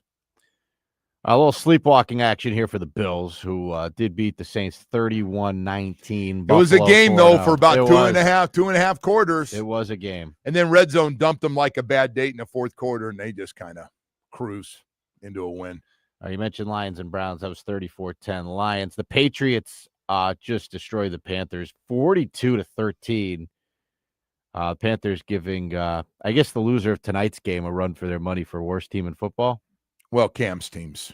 Oh, the Cam's team is Let's bad. be fair. Yep. All right. They got shut out. 26-0. The Titans lost to the Texans. Boy, they're bad. Yeah, you start talking about getting shut out. So they'll probably end up, I would assume they'll end up with the first pick, right? They're probably not going to win a game. No. What do you do with that first somebody pick again? Somebody will put it together and get a win. It's hard. It's really hard to go 0-17. It's also hard to get shut out in an NFL game. We went 1-15 one year, but man, I got to tell you, it's hard. We should have been 0. Yeah. All right. The upset of the day: Giants beat the Chargers 21-18. Jaxson Dart gets the start there. He gets the win. That running back, by the way, is fun. He is fun to Scattaboo. watch. Friggin' did a flip in the end zone. Yeah. He talks. I mean, he's out there a little bit. Yeah. He's what fun a to story. watch. Sacramento kid. Good kid. Glad you got that in there. Bucks and Eagles. This was a fun game here, actually. The Bucks made a comeback in this one. The Eagles hold on 31-25. The Eagles are 4-0. Bucks fall to 3-1. They were missing one of their horses outside there, that receiver Mike Evans. Did you see all the stuff they did off that push-tush or tush-push thing they do? Mm-hmm. They added some stuff to it and just wanted to, it was like they flipped off the whole league. It was so great because, everybody's like, this thing's not fair. You don't call it right. So they lined up in a couple times and they're getting easy touchdowns, flipping it outside, and running back, tight end catching it. All right. We had the Rams beat the Colts 27-20. We talked about this game earlier, though. Adonai Mitchell dropping the ball out the back of the end zone. Yeah, but if he just blocks the guy instead of mugs him or whatever he was trying to do, he had his hands over the top of the guy. Like he was tough one yesterday for him. Tough one.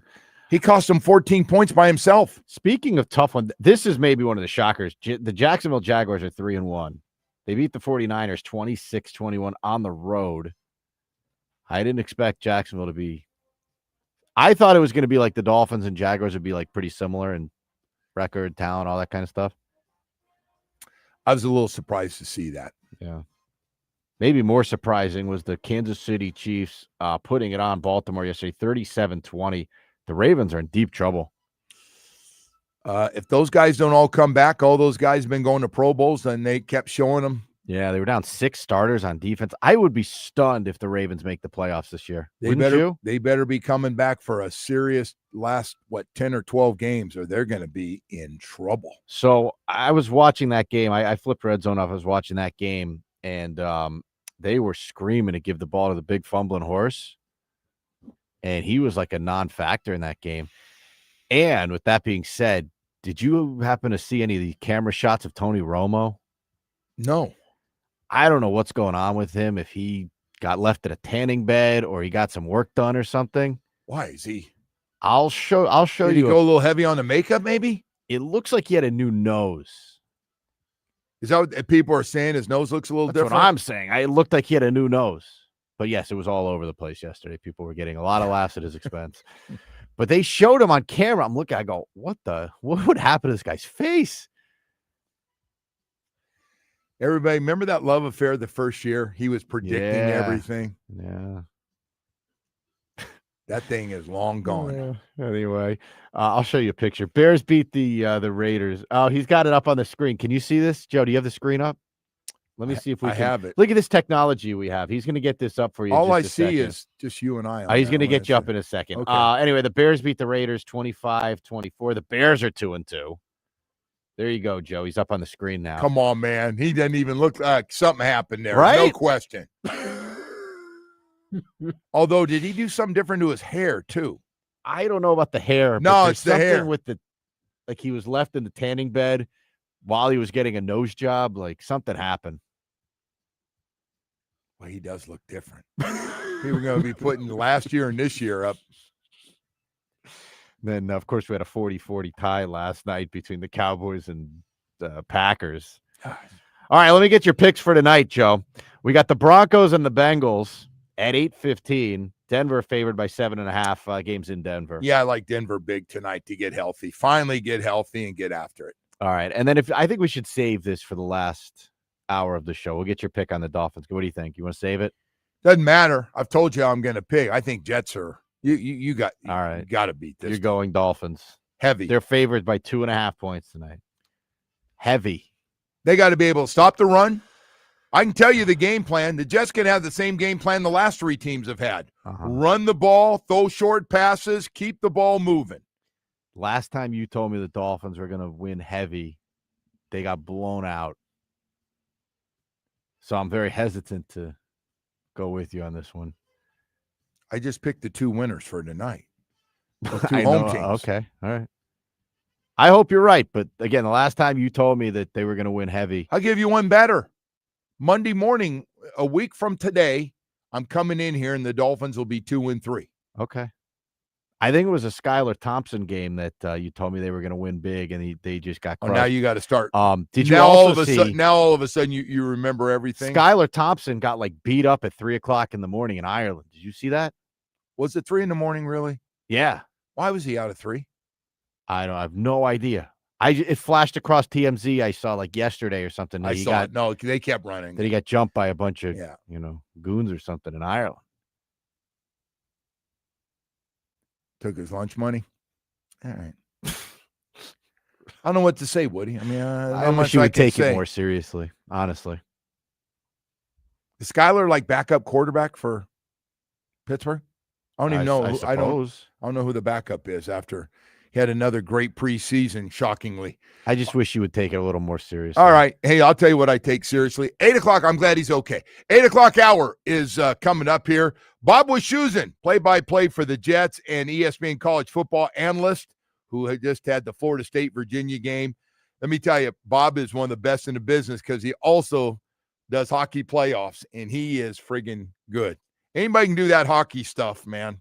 That's a different level. That is a different level. Man, speaking of that, we got bad news on Barkov. Man, was even worse. Jeez. Right now, I want to tell you about Loctite Impact Windows, Doors, and Roofing, but it's hurricane season, and a lot of you are going, well, should we do something, try to get it done right now, or should we wait and see if we can get through this hurricane season? And there's stuff out there, but, maybe we'll get lucky again, and it'll stay away from South Florida. Stop playing that game, man. Call Loctite Impact Windows, Doors, and Roofing. If you've got an old leaky roof, replace your old roof now. You can pay later. They just decided Chef Story is a pretty good one, man, how this thing has grown and the work that they've done. They were just doing impact windows and doors, and people are going, hey, man, you do a roof. We need to get roofs. It's hard to get a new roof and do good work. These guys do it all, man. They can replace your old roof now, and you can pay later. Loctite Impact offers the highest quality roofing materials with lifetime warranty, plus thousands of 5-star reviews. Hey, man, say big on the legendary state-of-the-art impact windows and doors. Impact windows as low as $6 per window per month installed. They do it all in South Florida, all over South Florida, too. So don't wait for the next storm. Visit LoctiteImpact.com. Again, LoctiteImpact.com, or you can call 954-500-LOCK. Their professionals will answer the phone during working hours, answer all your questions, and get the process started for you. That's Loctite Impact Windows, Doors, and Roofing. You're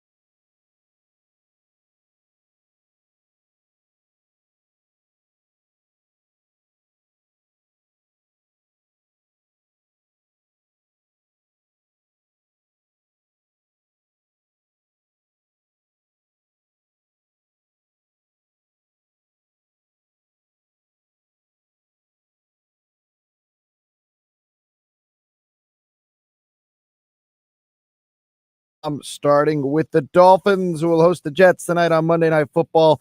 Both teams come into tonight's game at 0-3. Kickoff is at 7:15 from Hard Rock Stadium. Over to the Marlins, who ended the Mets season getting a 4-0 shutout win. The Marlins finished the year with a 79-83 record. Moving to the Panthers, who continue the preseason in Sunrise tonight against Carolina. The puck drops at 6 from Amaranth Bank Arena. To the Heat, who host their media day today at the Kaseya Center. Tobin and Leroy will be broadcasting live. All the Heat games can be heard right here on WQAM. And in golf, Europe won the Ryder Cup. Joe, there is a lot going on right now. Boy, I'll tell you what. Yeah, what a weekend. And by the way, how about our Marlins, man? Taking 2 or 3 from the Mets. Oh, my gosh. Boy, do they suck. Isn't that awesome? They just fell apart. And last night, the Marlins it was a no-doubter. Edward Cabrera last night, 5 innings, gave up just 2 hits. They end up winning the game 4-0. How about that, getting shut out in a game you need? And if you win, they're in. And instead, they end up tied with the Reds, who didn't really help themselves. But the Marlins did it for them. You're welcome, Reds. Take 2 or 3. They were 62-100 a year ago. And this year, damn near got back to 500, 79-83 on the season. Do you see how many fans? That might have been the biggest of the season for a 3-game series. Yeah, I can't believe they finished 4 under 500. It's truly remarkable, given what they spent. Yes. Imagine, I was seeing people talking about this yesterday. Imagine if they actually made a commitment, so just spend a little bit of money. Maybe they could have something here. Well, I don't know. But we had Skip on. It sounds like it's more of the same next year. Now, the good news is you found 5, 6, 7 guys that can really play. And if you can keep those top 3 pitchers, plus all the other ones they're talking about. But Alcantara had a nice win against the Mets, and Cabrera. Good stuff, man. Good stuff for them. Did you see this beautiful slate of games we got starting on Tuesday for the playoffs? No, I didn't even know. You got Cleveland and Detroit at 1, Chicago and love day games. San Diego at 3. I know this is going to be fun. This is just a gambler's dream here. Yankees and Red Sox at 6. Oh, Yankees and Red Sox opening up. Dodgers and Reds at 9. Dodgers, go Reds. You don't like the Dodgers? Oh, huh? I hate them. Is that like a California thing? The first thing you learn when you're a kid is hate the Dodgers. Really? Yeah. Hey, so anyway, Woody, we got all kinds of other stuff going on here this morning. You mentioned the Dolphins, and we're going to have Bob Wischusen join us coming up here. Wake him up in his hotel room as he's play-by-play for the Jets. And Friday night, he had the ESPN college football game, Florida State and Virginia. How bizarre was that game? That was a great game. You know, we were just talking about this. That was a great game. We were just talking about it. So you were talking about the rules of overtime, how much you love overtime. The coach for Virginia did not know the rules. I didn't know him either. But you don't coach college football. I was asking, so when it went overtime at the end there, and I was like, hey, what's So FSU got rules? hosed on that too because they had to go for 2, right?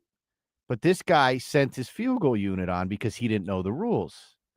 Right.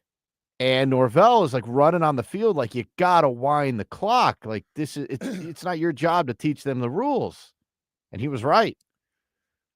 And they were like, no, whatever. Yeah. Just we'll give you a do-over this time. Well, listen, I was I got to be honest.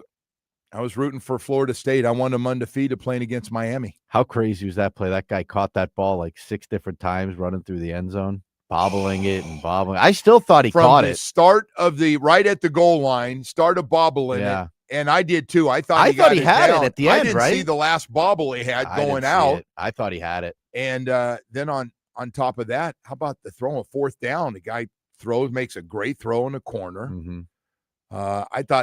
I still thought FSU was going to find a way to win that game, and it just did not happen. So here we go, man. Saturday, that's going to be a hell of a game up in Tallahassee. That team's going to come out desperate because their conference hopes are on the line here, right? You don't want, like you said. 2 losses in conference, you're probably cooked. Lose 2 in this, and doesn't look like you get a lot of weeks off if you watch any of those games. A lot of teams had comebacks, and we're gonna miss a lot of those teams though on the schedule, man. Well, it's, this is the first time they played winnable on the road. It is weird this late in the month season. In. We're going into October, and they have not played a road game. Is weird. They're still not leaving the state of Florida. They're just going up a few hours up the road here, man, and getting ready to go. So the Dolphins tonight, hey, man, we got problems. There's no doubt about it. When you're 0-3, you've got problems, and you're trying to fix them. And we got our defensive coordinator, Anthony Weaver, saying we got to play hard. We got to be physical. We got to get after them. And he's really talking about the run defense. He really is. And we got to stop the run. And then the 4 guys on the outside, we got to get a big pass rush.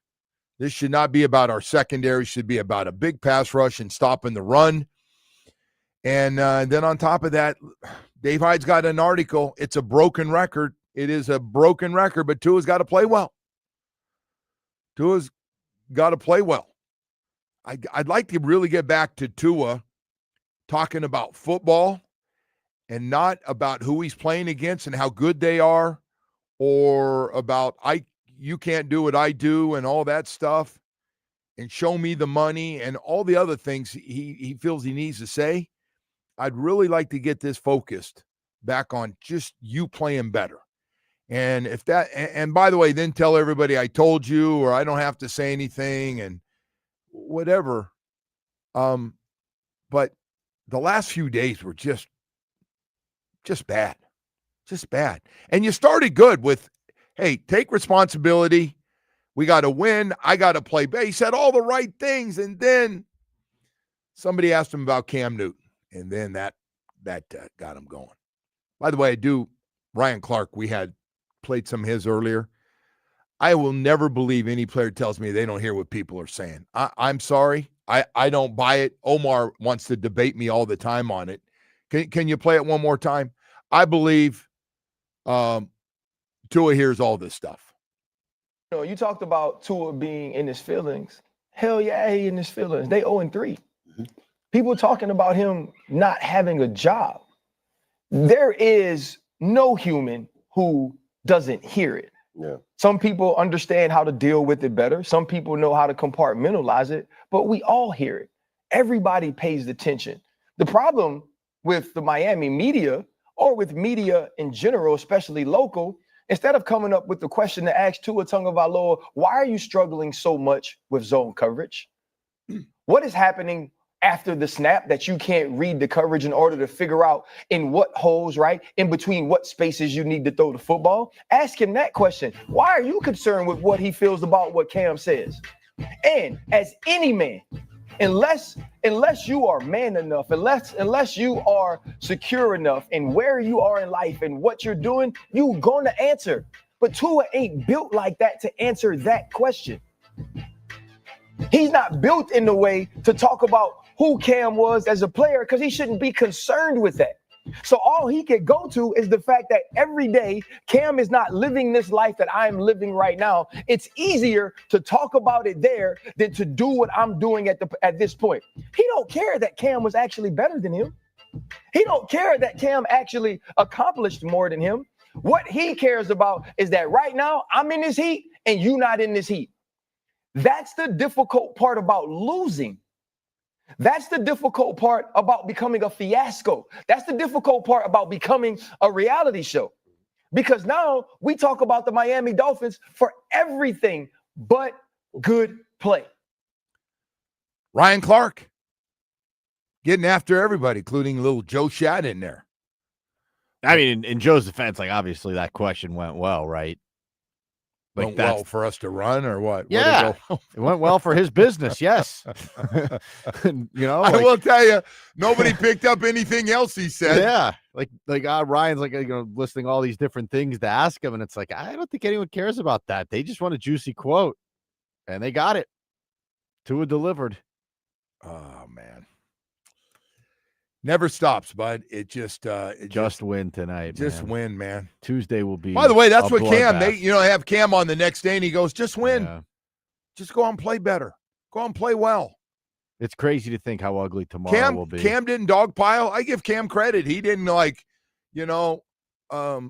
You want to, he didn't match up careers and all that stuff. I don't think a lot of those former players love crushing these other guys, right? On TV. There is a little bit of a code between those guys, it feels like, right? To an extent. No, listen, if it's one of your guys, yeah, no question. If it's one of your guys, and then but if it's not. Tua's downfall, though, of being this likable guy to being what he is now has kind of been interesting to watch, too. He just really needs to, it's still early in the year, but he, more than anybody else, no matter what anybody says, he's got to pick it up. He's got to play better. He's got to play better. If we're in another tight ball game tonight in the fourth quarter, you got to close it out. You have to find a way to close it out. And by the way, I saw quarterbacks all day yesterday running for their friggin' lives there's more offensive linemen out right now. There's a shortage of offensive linemen, folks. Yeah. There are not a lot of good-looking backup offensive line. The Chargers offensive line right now, can we hurry and play them? Yeah, you can't lean on that excuse, but I'm guessing the Jets are going to try to run it. Both their down the Dolphins' throats first-round tonight. pick offensive tackles are out. Done. Right, you're going to get a heavy dose, I'm guessing, of quarterback runs and little Breece Hall in there, right? Yes, so coming off a concussion, that's a great question. I'm sure he'll be. Justin Fields back to running. Run Is he going to see the Dolphins he saw when he was with the Bears when he ran for like $170 that game? I remember that. I think they try to do what everybody else has done. Run the ball and throw short passes. Mm-hmm. And, right, 5, 6, 7 yards, and then run it again, and then mix in a short, safe pass, little slant. And then he'll take off a couple of times and hold the ball outside and try to but you should get them. They've got their problems too. We just don't talk about their problems because we got enough of our own. When your family's a mess, you don't have time to talk about everybody else's family. They got to watch what Kansas City's doing with Worthy because they somehow seem to figure out a way to get him isolated out there. And he was open a bunch. And I don't see why you can't do that with Tyreek Hill. I think those guys might be the two fastest receivers of football, right? Worthy's got to be right up there in that conversation. Hey, Wood, the only thing I'd say to you. Don't say Mahomes, but I'm just like. Don't say it. Well, you say it for me and I won't say it. They find ways to get these guys isolated in coverage. Like they're not that whole too deep thing. Like everyone understands what Worthy's about, right? He's their new Tyreek Hill. Well, I like the way they're doing, especially knowing that he's got dislocated shoulder. Now that thing's like one pop and it's right back out. And yeah, but he gets a step on guys. No, he's smart. He's fast as he did. He had a couple nice runs. He slid down. He didn't take the hit. Smart. Got the work done he needed to. Got the first down. Fantasy managers appreciate a good slide.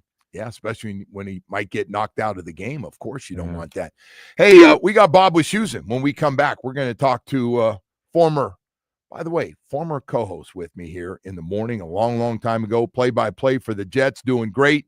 ESPN college football, did the Florida State-Virginia game, and does hockey. I mean, he does everything. This guy is really talented, and he's going to join us coming up here. He's gone through a lot of pain. He feels our pain down here. He really does. If there's one group that feel our pain down here, it's the Jets. It's the Jets right now. Atlantic Men's Clinic, ED and Low T, nothing to mess with. And I got to tell you, I had them both. I'm not proud of it. I just did. And I want to let you know, Low T, when your energy level is really bad, I know what happened to me. When I stopped, I go, I'm going to stop. I'm just tired. You know what? Maybe this weekend I'll have a little more energy and I'll go out and play a little tennis and walk a little bit. So next thing you know, I jump up one morning. I'm about 265 going, holy smokes. My face, and my wife we had to go to a nice event. I couldn't get my pants on. It was embarrassing. I saw my face was swollen. Then on top of that, my sex drive was gone. I mean, I'm being really honest with you. It just sucked, the whole deal. And I had full-blown ED and low T, everything. It was bad. And went to Atlantic Men's Clinic. I got great results. And, boy, I'll tell you what, since going to those guys, and they made me feel good. I got all the testing done, the PSA test done, met with their professional staff, had an honest conversation about everything, and they put me on a plan for me, just like we'll put you on a plan for you that's going to get you great results. And if it's still important to you to have your energy and enjoy your life, by the way, this happens to guys in their 40s and 50s. At Atlantic Men's Clinic, there's guys in their 40s that are coming in there. 877-455-7300. Set up that first appointment. It's so important. 7 locations in South Florida. Brand new one in Hollywood. If that's a little more convenient for you, go to AtlanticMen'sClinic.com. I promise you, great results going to Atlantic Men's Clinic.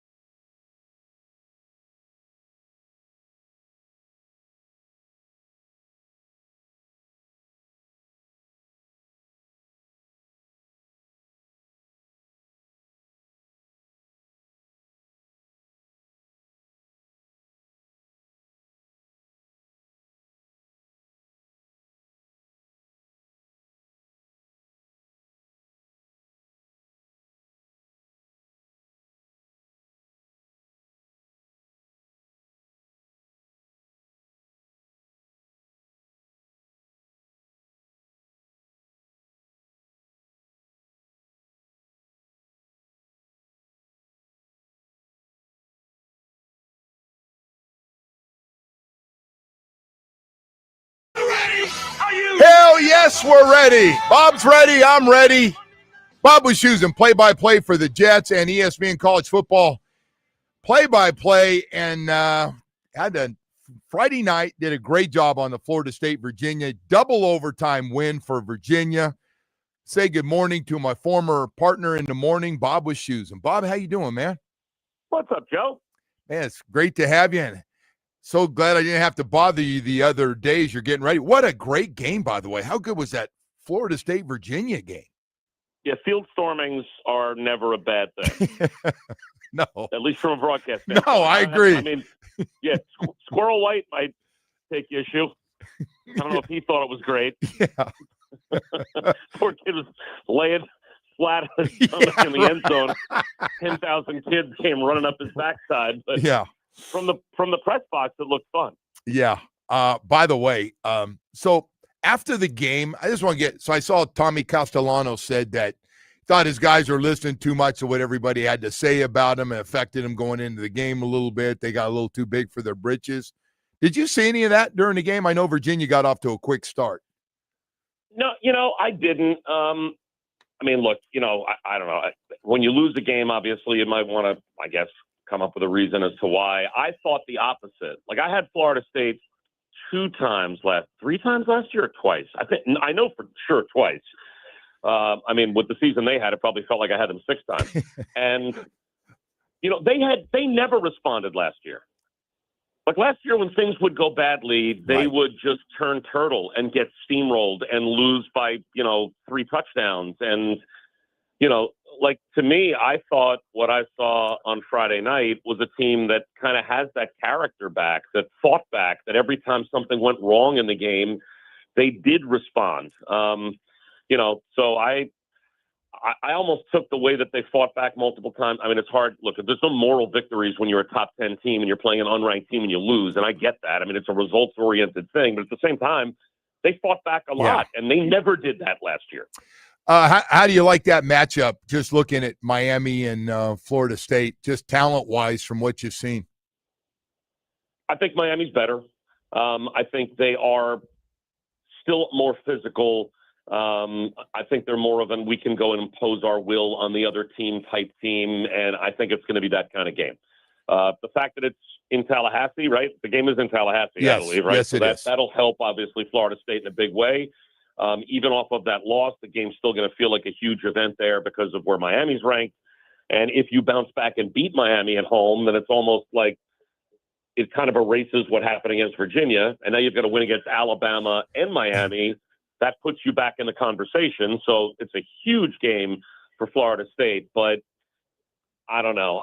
To me, when Miami gets that run game going, and, they've got some physical dudes that can carry the ball. If they can do that in this game, I think they can control this game. Yeah.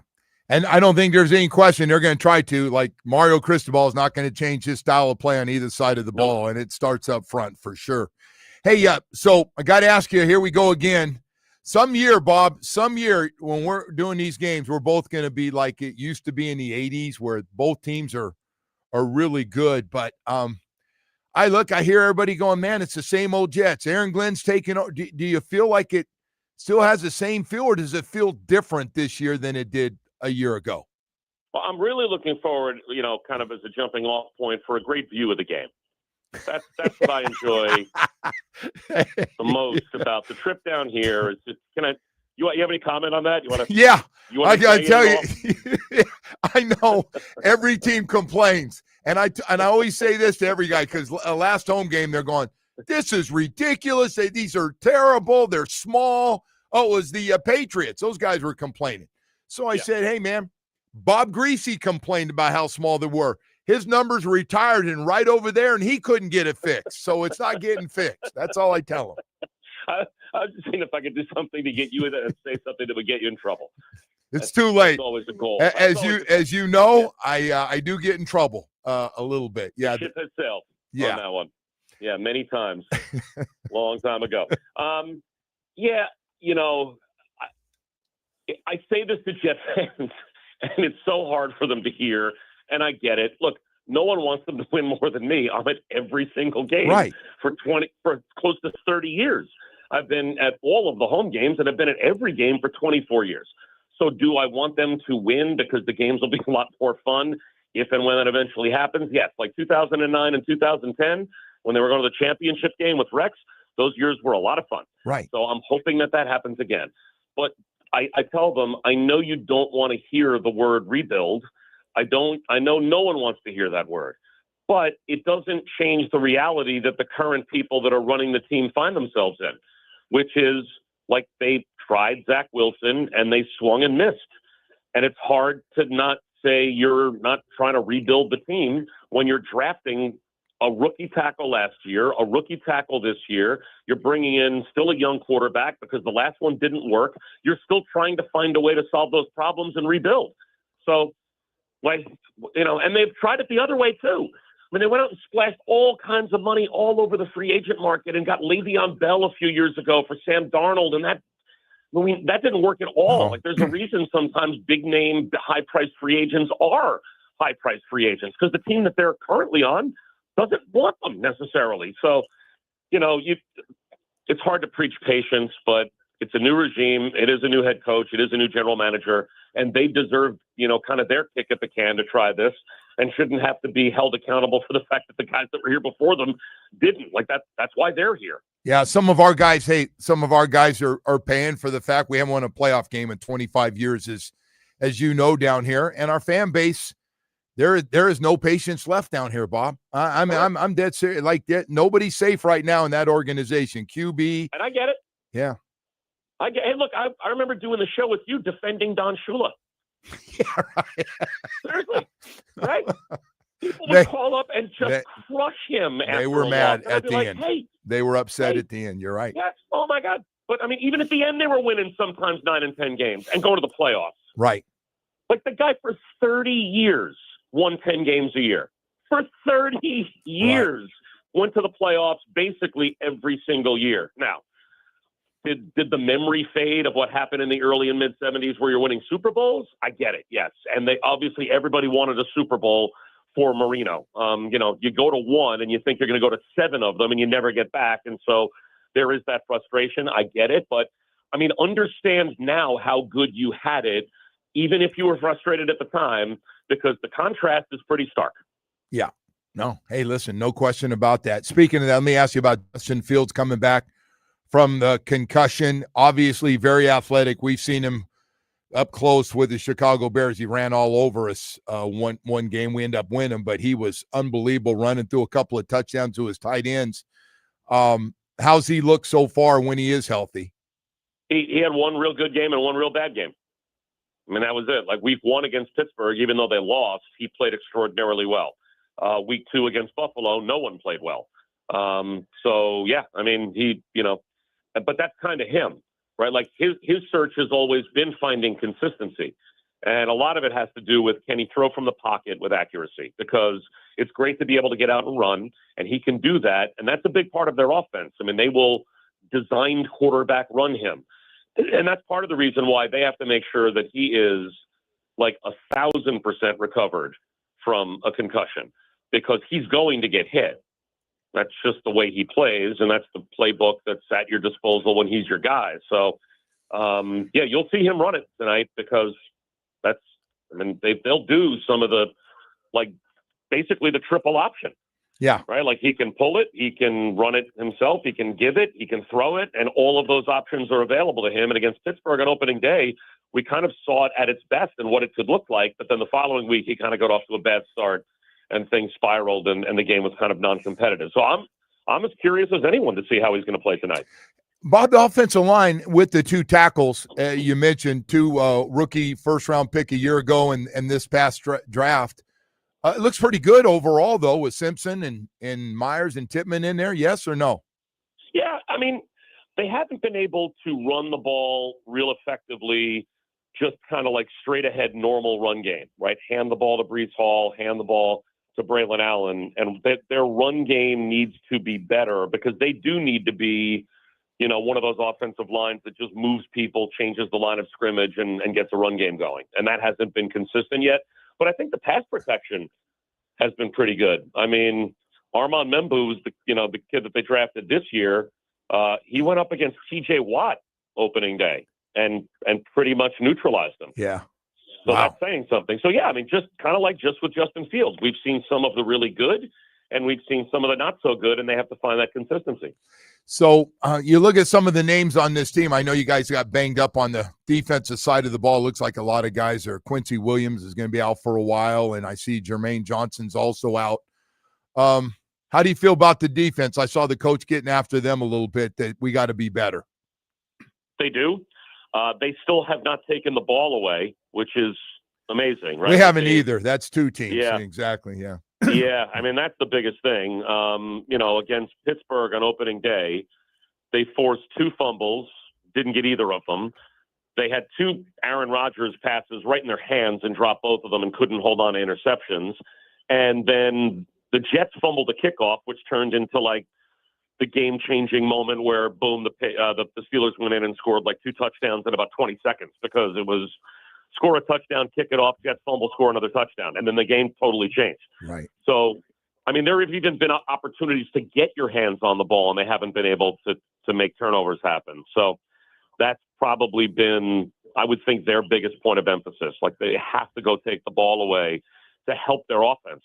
Because their offense is not an offense that's going to score 30 points and win a shootout most weeks. Like, their offense is an offense going to grind out time of possession and probably low to mid-20s. And to win games like that in the NFL, you have to have a short field once in a while, and they're not getting that right now. Yeah. And, everybody so far to the Dolphins has been able to run the ball and throw a lot of short passes to keep drives going, whether it's throwing to their tight end or going that style, but keep drives going, march down the field, get a couple of scores, and then, like you said, we turn it over.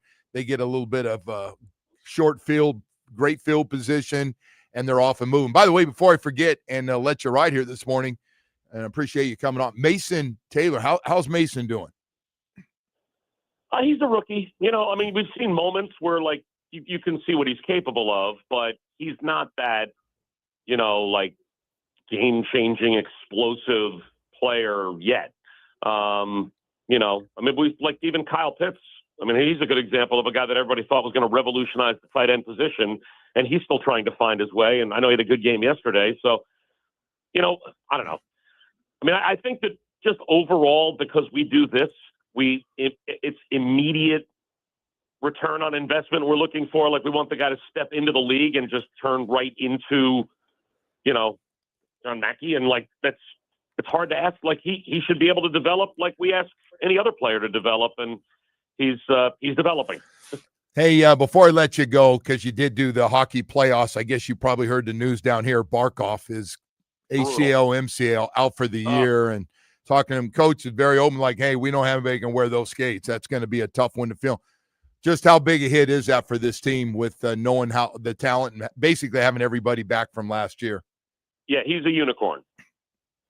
He really is. Like, he's one of those guys that is like the top power play guy, but also the best defensive forward in the NHL. Like, you don't find that. You can't replace that. Now, if there is a team that has the depth to lose a player like that, figure it out, and still be a team that could threaten to win the Stanley Cup, this is the team. I don't think any other team in the NHL could lose a guy like that, and you would be like, oh, that might be it. Like, they may not. If there's one team that I would still say could do it, this is the team. But losing him, I heard Brad Marchand say this the other day. You can't replace him. Yeah. He is an irreplaceable player. You just have to find a way, kind of the whole being better than the sum of the parts. You just have to find a community solution to him. Hey, you do a little bit of this, you do a little bit of this, and hopefully it kind of all adds up to what he gives you. But he really is like losing 3 players in one, because all 3 zones of the ice, he's, in the top 5, top 10 in the league. He's just that good. Bob, thank you, man. Really appreciate it. I'll see you in a few hours for some great food, and we'll talk in your box, or you can come down to my box, whichever way you want to go. That's a long commute. All right. So, Thanks, and Bob. I look forward if something does interesting happen out on the field, Joe. If you could just let me know, that would be great. You may have it down in the far corner. You're a bad man, Yeah, Bob. so I can relay it to the audience in New York because they'll see it better than me. I just want to let 1,200 miles Ann. away. I want to let Ann from the Miami Dolphins know his name is Bob Wischusen. He's a play-by-play guy for the Jets. This is not my big mouth. I'm just listening to my former partner. Thanks, Bob. I'm just trying to relay what I've been told by the Dolphins broadcast team. Right. That was Jimmy Cephalo that told you. He's a bad guy, that Jimmy Cephalo. Thanks, Bob. You take care, bud. Bob Wischusen, play-by-play for the Jets. We'll see him tonight as we get set for the game. A lot more stuff to get to here this morning, man. As we continue on, I want to tell you, Michael Kotze at Choice Mortgage. Boy, this man has no life. He is working. You need a mortgage. You need it fast. You need to get pre-approved. You need to get all this stuff done. You want to get the best rates, fixed rates in the 5s right now. And he's got some great programs, whether you're a first-time home buyer, get you back in the game. When you go out and you find a place, you can afford it. You want to be able to have all that paperwork done so you can grab the place. He's going to do it for you. Self-employed, been declined by the big banks. He's got a great program for you. Not only that, but I want to let you know this too. This is a big one for seniors that are 62 and older, been living in that same house for a long time, basically have it paid off, got all that equity, and you're sitting here going, man, I could really use that. Well, he's got a great program for seniors. You can convert your home equity into money and get a lot of it. How's that sound for you? Could use it right now? Go to Google reviews on the web, Choice Mortgage Reviews. You'll find out a lot of great things about the work. It's about great service. 7 days a week for Michael Kotze at Choice Mortgage. The man truly has no life. He's always working 7 days a week. Call or text him on his cell phone, 561-441-2730. That's 561-441-2730, MLS 166254. Rates and terms subject to change daily without notice. He's an equal housing lender.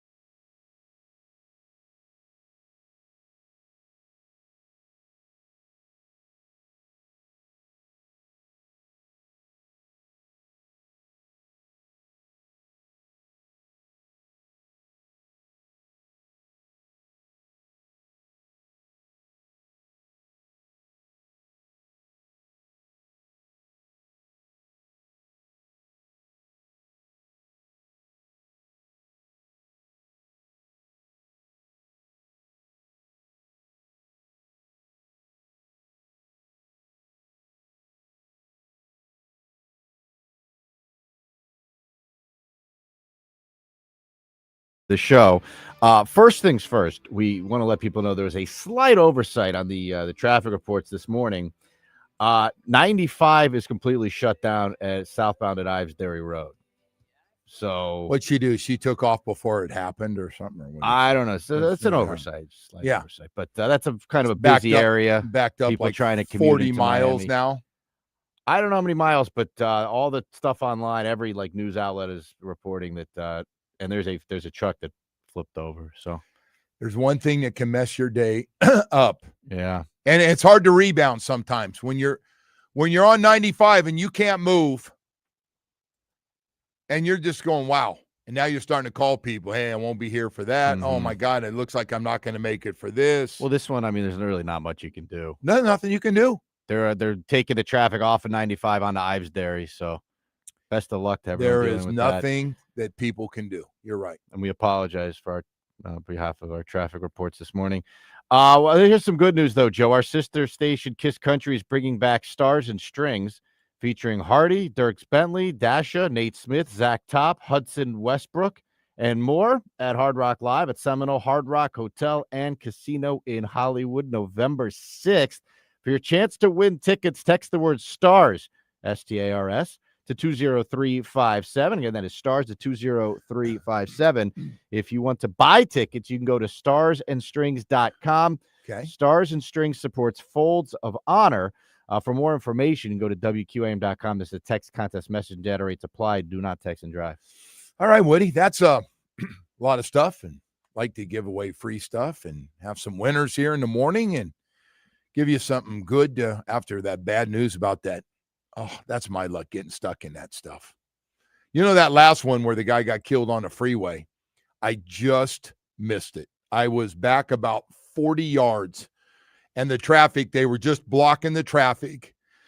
So I was able to get off and go backwards to on an exit. And so was able to do that because there wasn't that much traffic in the morning. But later on that day, that thing was bad too. So doesn't take much. Hang in there out there is what we're pretty much telling you. Just hang in there. The best that you can. Man, we got a lot of stuff going on. I want to thank Bob for coming on this morning, spend some time. That guy does everything, man. Does hockey playoffs, as well as the games for the Jets, and, of course, college football as well. So, anyway, we've got more stuff to get caught up on. We got to jump on this 9 o'clock hour. We'll have Mario Cristobal, and we'll have more on the Miami Dolphins when we come back here in just a moment. But first, before we do that, I want to take a second this morning to talk to you about sports-related injuries. Hate talking about them. I got to tell you, I don't know how the NFL's going to get through this season with all the injuries. But I'll tell you what, I know how we will down here in South Florida. Baptist Health South Florida and that great sports medicine program they have put together. Where do the pros go, Joe? Well, enter Miami, the Heat, the Panthers, the Miami Dolphins, FAU, FIU. A lot of individual sporting events that take place down here all use those great doctors at Baptist Health South Florida. They have put together a team of specialists for every part of the body: knee, shoulder, foot and ankle, hand, back, hip and knee replacement, Achilles. These guys are good. And with 3 great facilities to go to, it really makes it easy. It does. First of all, Doctors Hospital in Coral Gables, Hard Rock Stadium right next to the training facility, and 595 and Pine Island in Plantation. Hey, anytime you have an injury, all you have to do is visit baptisthealth.net/ortho, and you can see those same doctors will work on high school, college, and professional athletes every day. Sports lives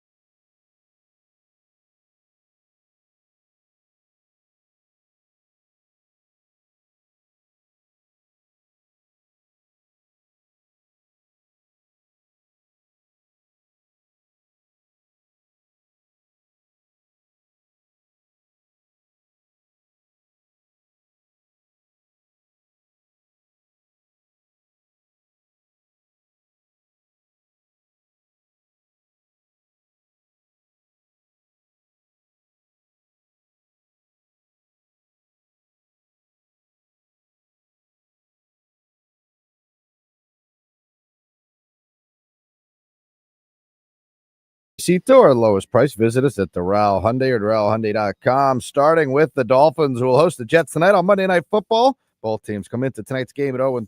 Kickoff is at 7:15 from Hard Rock. Over to the Marlins, who ended the Mets season getting a 4-0 shutout win. The Marlins finished their season with a 79-83 record. Moving to the Panthers, who will continue the preseason in Sunrise tonight against Carolina. The puck drops at 6 from Amerant Bank Arena. To the Heat, who will host their media day today at the Kaseya Center. Tobin and Leroy will be broadcasting live. All Heat games can be heard here on WQAM. And in golf, Europe won the Ryder Cup. Joe, again, we have some traffic issues out there on the road this morning. Ives Dairy Road, 95 South. No go. Ooh. Avoid the area if possible. Yeah, there's not a ton of ways into downtown Miami, though. So if you're taking that, so I have found out younger people check ahead of time. Yeah, oh yeah. My age group doesn't do a great job of that. It doesn't all, but those, in fairness, those don't always work. Yeah, they're pretty accurate, aren't they? Somewhat. Like I get caught, I'm caught. I'm going, and all of a sudden the turnpike's not moving. I'm like, damn. Yeah. So anyway, that stuff happens. Hey, we've got a Dolphin football game tonight against the Jets, and neither team has won a game yet. And just you got a chance to go 2-3 this week with a game tonight, and then another game Sunday against Carolina, who has got, if you saw them play yesterday on the road against the Patriots, they've got some problems. And I know they're going to be at home, but boy, did they look bad. They looked real bad. But before we get to that, you got to find a way to win this game against the Jets, who have got their own set of problems. They got a whole bunch of guys out on the defense. You just Tua's got to get it going, and they got to run the ball. So it's crazy, these run numbers they have. So they're 26 running the football, but when they do run it, they run it really well. They run a 5.2 clip. It's one of the best in football. So when they run it, it's just that we've been down and we get away from it, and you're playing catch up, so you don't have the opportunities. I think we're dead last in carries in the league. So, I want to get off to a good start, run the ball, get Achane going and Gordon going. If Jalen Wright's going to go tonight a little bit, get those guys. Well, let me feed you one real quick. I think a bunch of people really are asking this. Waller, expectations, anything? It's the craziest thing I've ever seen. I'm just like, I mean, he's going to play, right? He is going to play. They said it sounds like he's going to play a lot in the red zone. And they have a group. I mean, 6'6", and in his day, he was a hell of a target. What if he has like 100 yards and 2 touchdowns tonight? Boy, would we have been wrong. You know what? If he does that, it would be incredible for a guy that really has missed 2 camps and missed a full season plus these games this year. If he can stay healthy and play, he hasn't been hit. Tonight's the first time he's been hit going back to 2023. He has not been hit. Practice, somebody, tap you on the butt doesn't count. So I don't know what to expect from him, except he said he's ready to go. We got maybe some it'll be plays. A pleasant surprise, Maybe like the opposite would happen with Odell. Listen, anything you can do to have another weapon that I just want to know, does he look like the guy I remember in 2020 and 2019, 2020 when he put up big numbers with Las Vegas? Can he turn back the clock and do it again? So we'll find out. But he is going to play tonight. They've got some plays in for him. They've got him number 1 on the depth chart every week. So it's 6'6", 240 pounds, and we'll see what they get from him. But they got to be able to. I know it sounds like a broken record. Tua's got to get the ball to the. It does sound like a broken record. I mean, we got to get the 2 guys on the outside and I know. There's got to be something at some point. If we can run the ball where somebody comes up and we can throw the ball over the top. Well, how bad is their secondary? It's not very good. Sauce Gardner's there tonight. Sauce Gardner's there, but he hasn't been saucy lately. That's okay. You got 2 guys, 2 fast guys. If he shuts down one of them, you still got another. You do. They let their other cornerback go, and he is really good. Really, really good. Couldn't keep him. because of money and let him go. So, but, it's the Jets playing the Dolphins. I've seen everything possible in these games. But defensively, you got to stop the run. I know, so this doesn't just sound like a Tua's not playing by himself tonight. Defensively, they got to stop the run. The Dolphins, all those young guys and Zach, they've got to. They can't run for 145 yards. We're giving up 145 a game. You're putting Fields in that equation too, right? Yes. Okay. Justin Fields is one of the better running quarterbacks in the game. And it's tough when you got to account for that. Bob Wischusen says he is going to be part of the game plan because that's what Justin does. And we know that. We saw it up close when he's with Chicago. I think he still has a record for yards in a game running. I mean, they're not going to roll him out there and be like, oh, we can't run him because he's coming off a head injury. No, if you're going to do that, if you're going to just have him drop back, then you just put Tyrod Taylor back in there. You're not going to play. I mean, you don't have like a half concussion, right? You got to clear that thing, I think, fully. You got Breece Hall. You still got your two running backs. And we'll see. And Garrett Wilson just chewed us up last year. I don't need to tell everybody how good he was in his games against us last year. And so I can't wait. I know Anthony Weaver called him out, said, you guys got to be more physical. You got to,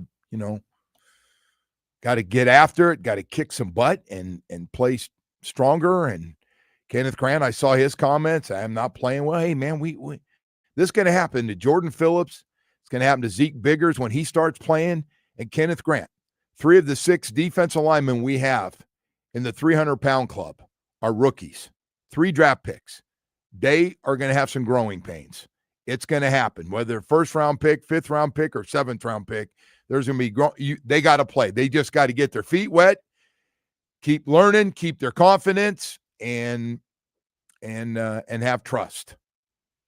So, but we're going to win this game tonight. They got to win this game tonight. You're looking at must win. Must win.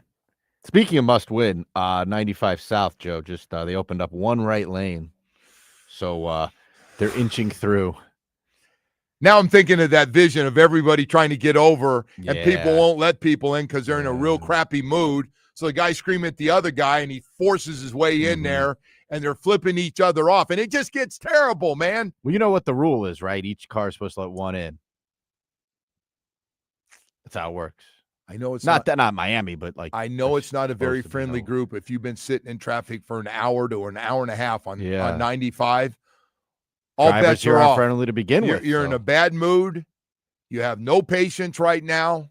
In 90 different languages, you're mad about what's going on. All right. Hey, Woody, we got more stuff to get to here, man. But before we do, I want to tell you about Dr. Barry and the staff at Recovery Unplugged. Hey, South Florida. We're always talking about game changers on the field, but here's one for your mental health. Recovery Unplugged Behavioral Health has a beautiful mental health residential program in Fort Lauderdale. And for 12 years, they've helped over 20,000 people heal with expert clinical team and innovative treatments like ketamine therapy for depression, anxiety, and trauma. If you or someone you love needs a winning strategy, got off the road a little bit, need a little help, and you can tell and they want it, if they're willing to want it, man, call 954-737-4508 or visit recoveryunplug.com. Everyone, and I mean everyone, deserves a great season in life. Recovery Unplugged, heal out loud.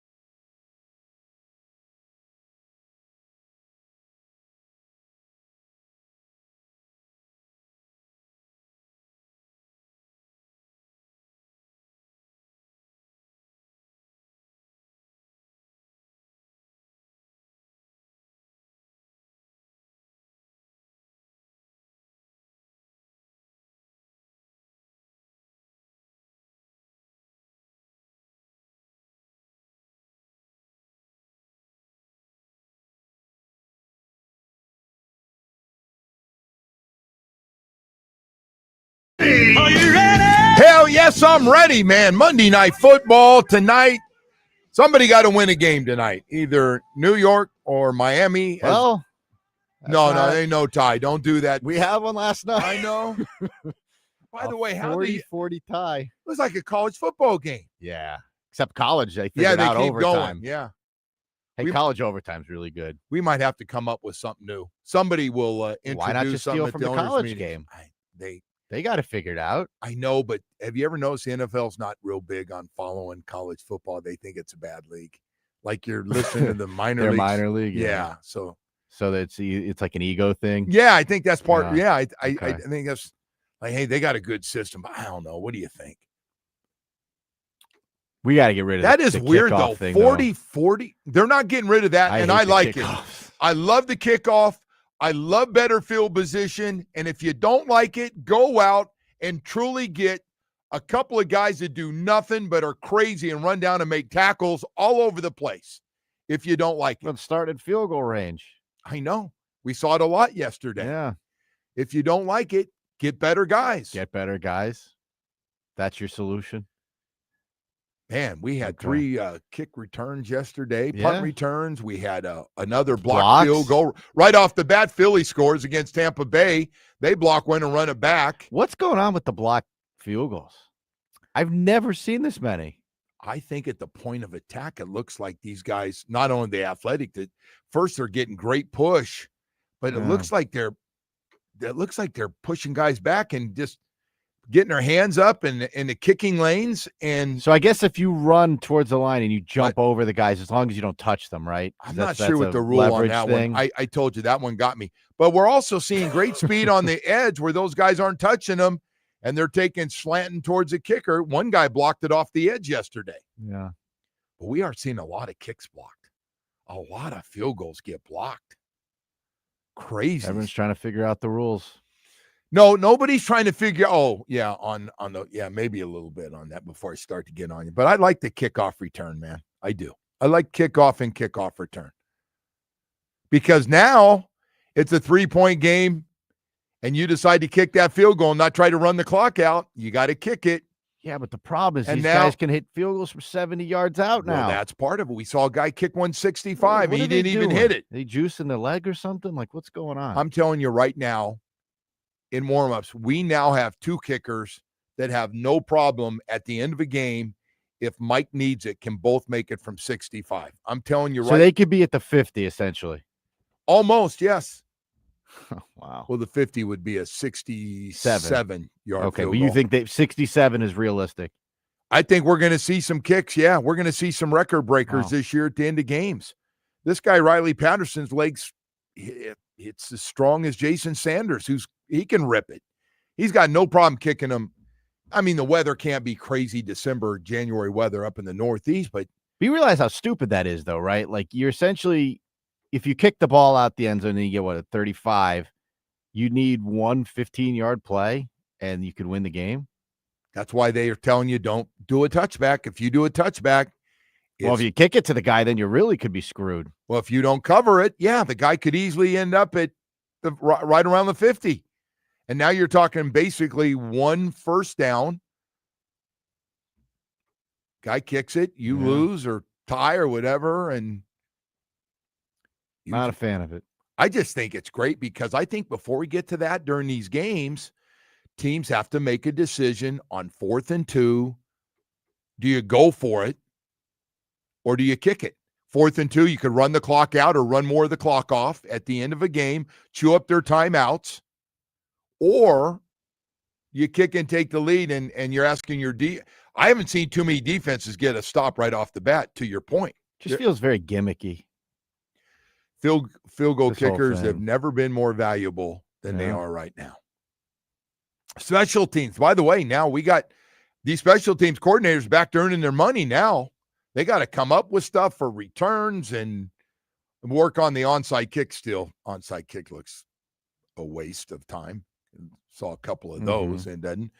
But Woody, you don't like that? You just like to I kick don't. I don't. I don't like the fact that you can, hit a couple of quick plays and you're in field goal range. Like it's just so it's you just like too it. Easy. You just like 80% touchbacks or 90% touchbacks. I'm not bothered by the whole touchback thing. So why do we have a play that has no chance? It's a ceremonial kickoff. It's just like you have to do it. It's the same way they do it in college. Everyone boots it out the end zone in college. We don't care about college. I told you. I know we don't follow college. the college. This is the pros. I know. They're both pros, but this is a well, they could take two pro. things. A kickoff would be one, and the overtime for sure would be another. I was going to talk to some about Bob, and Bob was one of the first people to say something. When they're reviewing a play, they let fans now. You can hear what they're talking about. Yeah, the ACC. Yeah, awesome. That was cool. So cool. And they still usually get it wrong, so it's interesting to hear the process. Why do you have to say that? Why does it got to be negative? Nah, ACC refs do a good job usually. Is that sarcastic? No. They're good. You just everything comes out of your mouth is just. How about what's with you? I thought this way at home. The FSU guy, are you this way when you're out with your wife? Going, oh yeah, that friend of hers, she's really. You don't think that guy made that catch? What? The guy who was bobbling the ball in the end zone. You don't think he had the ball at the end of that? You don't think he had it? No. Okay. I think it bopped out. The thing that really was weird is that the coach for Virginia didn't know the rule that you had to go for two. He marches his field goal unit out, and they didn't run the clock. And Norvell's on the other side screaming his head off because they essentially said, just okay, do it over. Can I ask you a question? You get a pass here. You miserable human being. Can I ask you, did any part of you just watch that game and go, what a hell of a game? There were a lot of great plays in the game. Great game. The result was great too. How about a little of that? Whatever. You don't have to take a little jab at Florida State. Just it was a fun game to watch. It actually was a very fun game. That's all. But I did think that guy had that catch, and I thought they got screwed on that play at the end. So where the head coach did not know the rule. By the way, had to go for two. Anybody that bobbles the ball for 10 yards like that doesn't deserve the catch. All right. It's the longest bobble of all time. It was a long bobble. That guy's a good receiver, though. He is. See, we don't want him to have one of those games. No. You're a Canes fan. You don't want to see that guy going 8 catches for, was it Deuce Robinson, 9 catches, 147 yards. Missed the biggest one of the night, though. He did get the bobble at the end. Yeah. He did get – they scored on that play, though. Didn't they score on that 4th down in the corner after that? Yeah, I think they did. I think they did, too. Oh, that's one of the best plays Castellanos made in that game. He's a confident guy, man. I can't wait for this game. And he did run. He got his yards running the football against Virginia. What a game. That was crazy. Texter says he might hear the Harold Rose Family Dolphins song tomorrow. I hope we don't have to play that song in the morning. Well, actually, my brother-in-law said, how much longer are you going to play it? And I said, well, this thing's going to be around. You because he's telling me, realize tomorrow's not the day for it, though, right? Things will go well tonight. I feel good about tonight. I know you do. I feel like there's something special going to go on. You're close to it, so I'll side with you on this one. So you just only saying this so you can rip me in the friggin' morning if something doesn't work. I'm not going to rip you. I think they have a good chance to win this game. You tell me they don't have a good chance to beat two of these teams. If I had to put a percentage on it, it says like 60-40 that the Dolphins win this game tonight. Yeah, that's fair. Since now you're in the percentage. Pretty much what the spread says, right? Like, what is the spread? 2.5? 2.5. Yeah, they're giving them a field goal. Oh man, I just want to win. I know you do. I'm just sick. I'm so sick, honestly.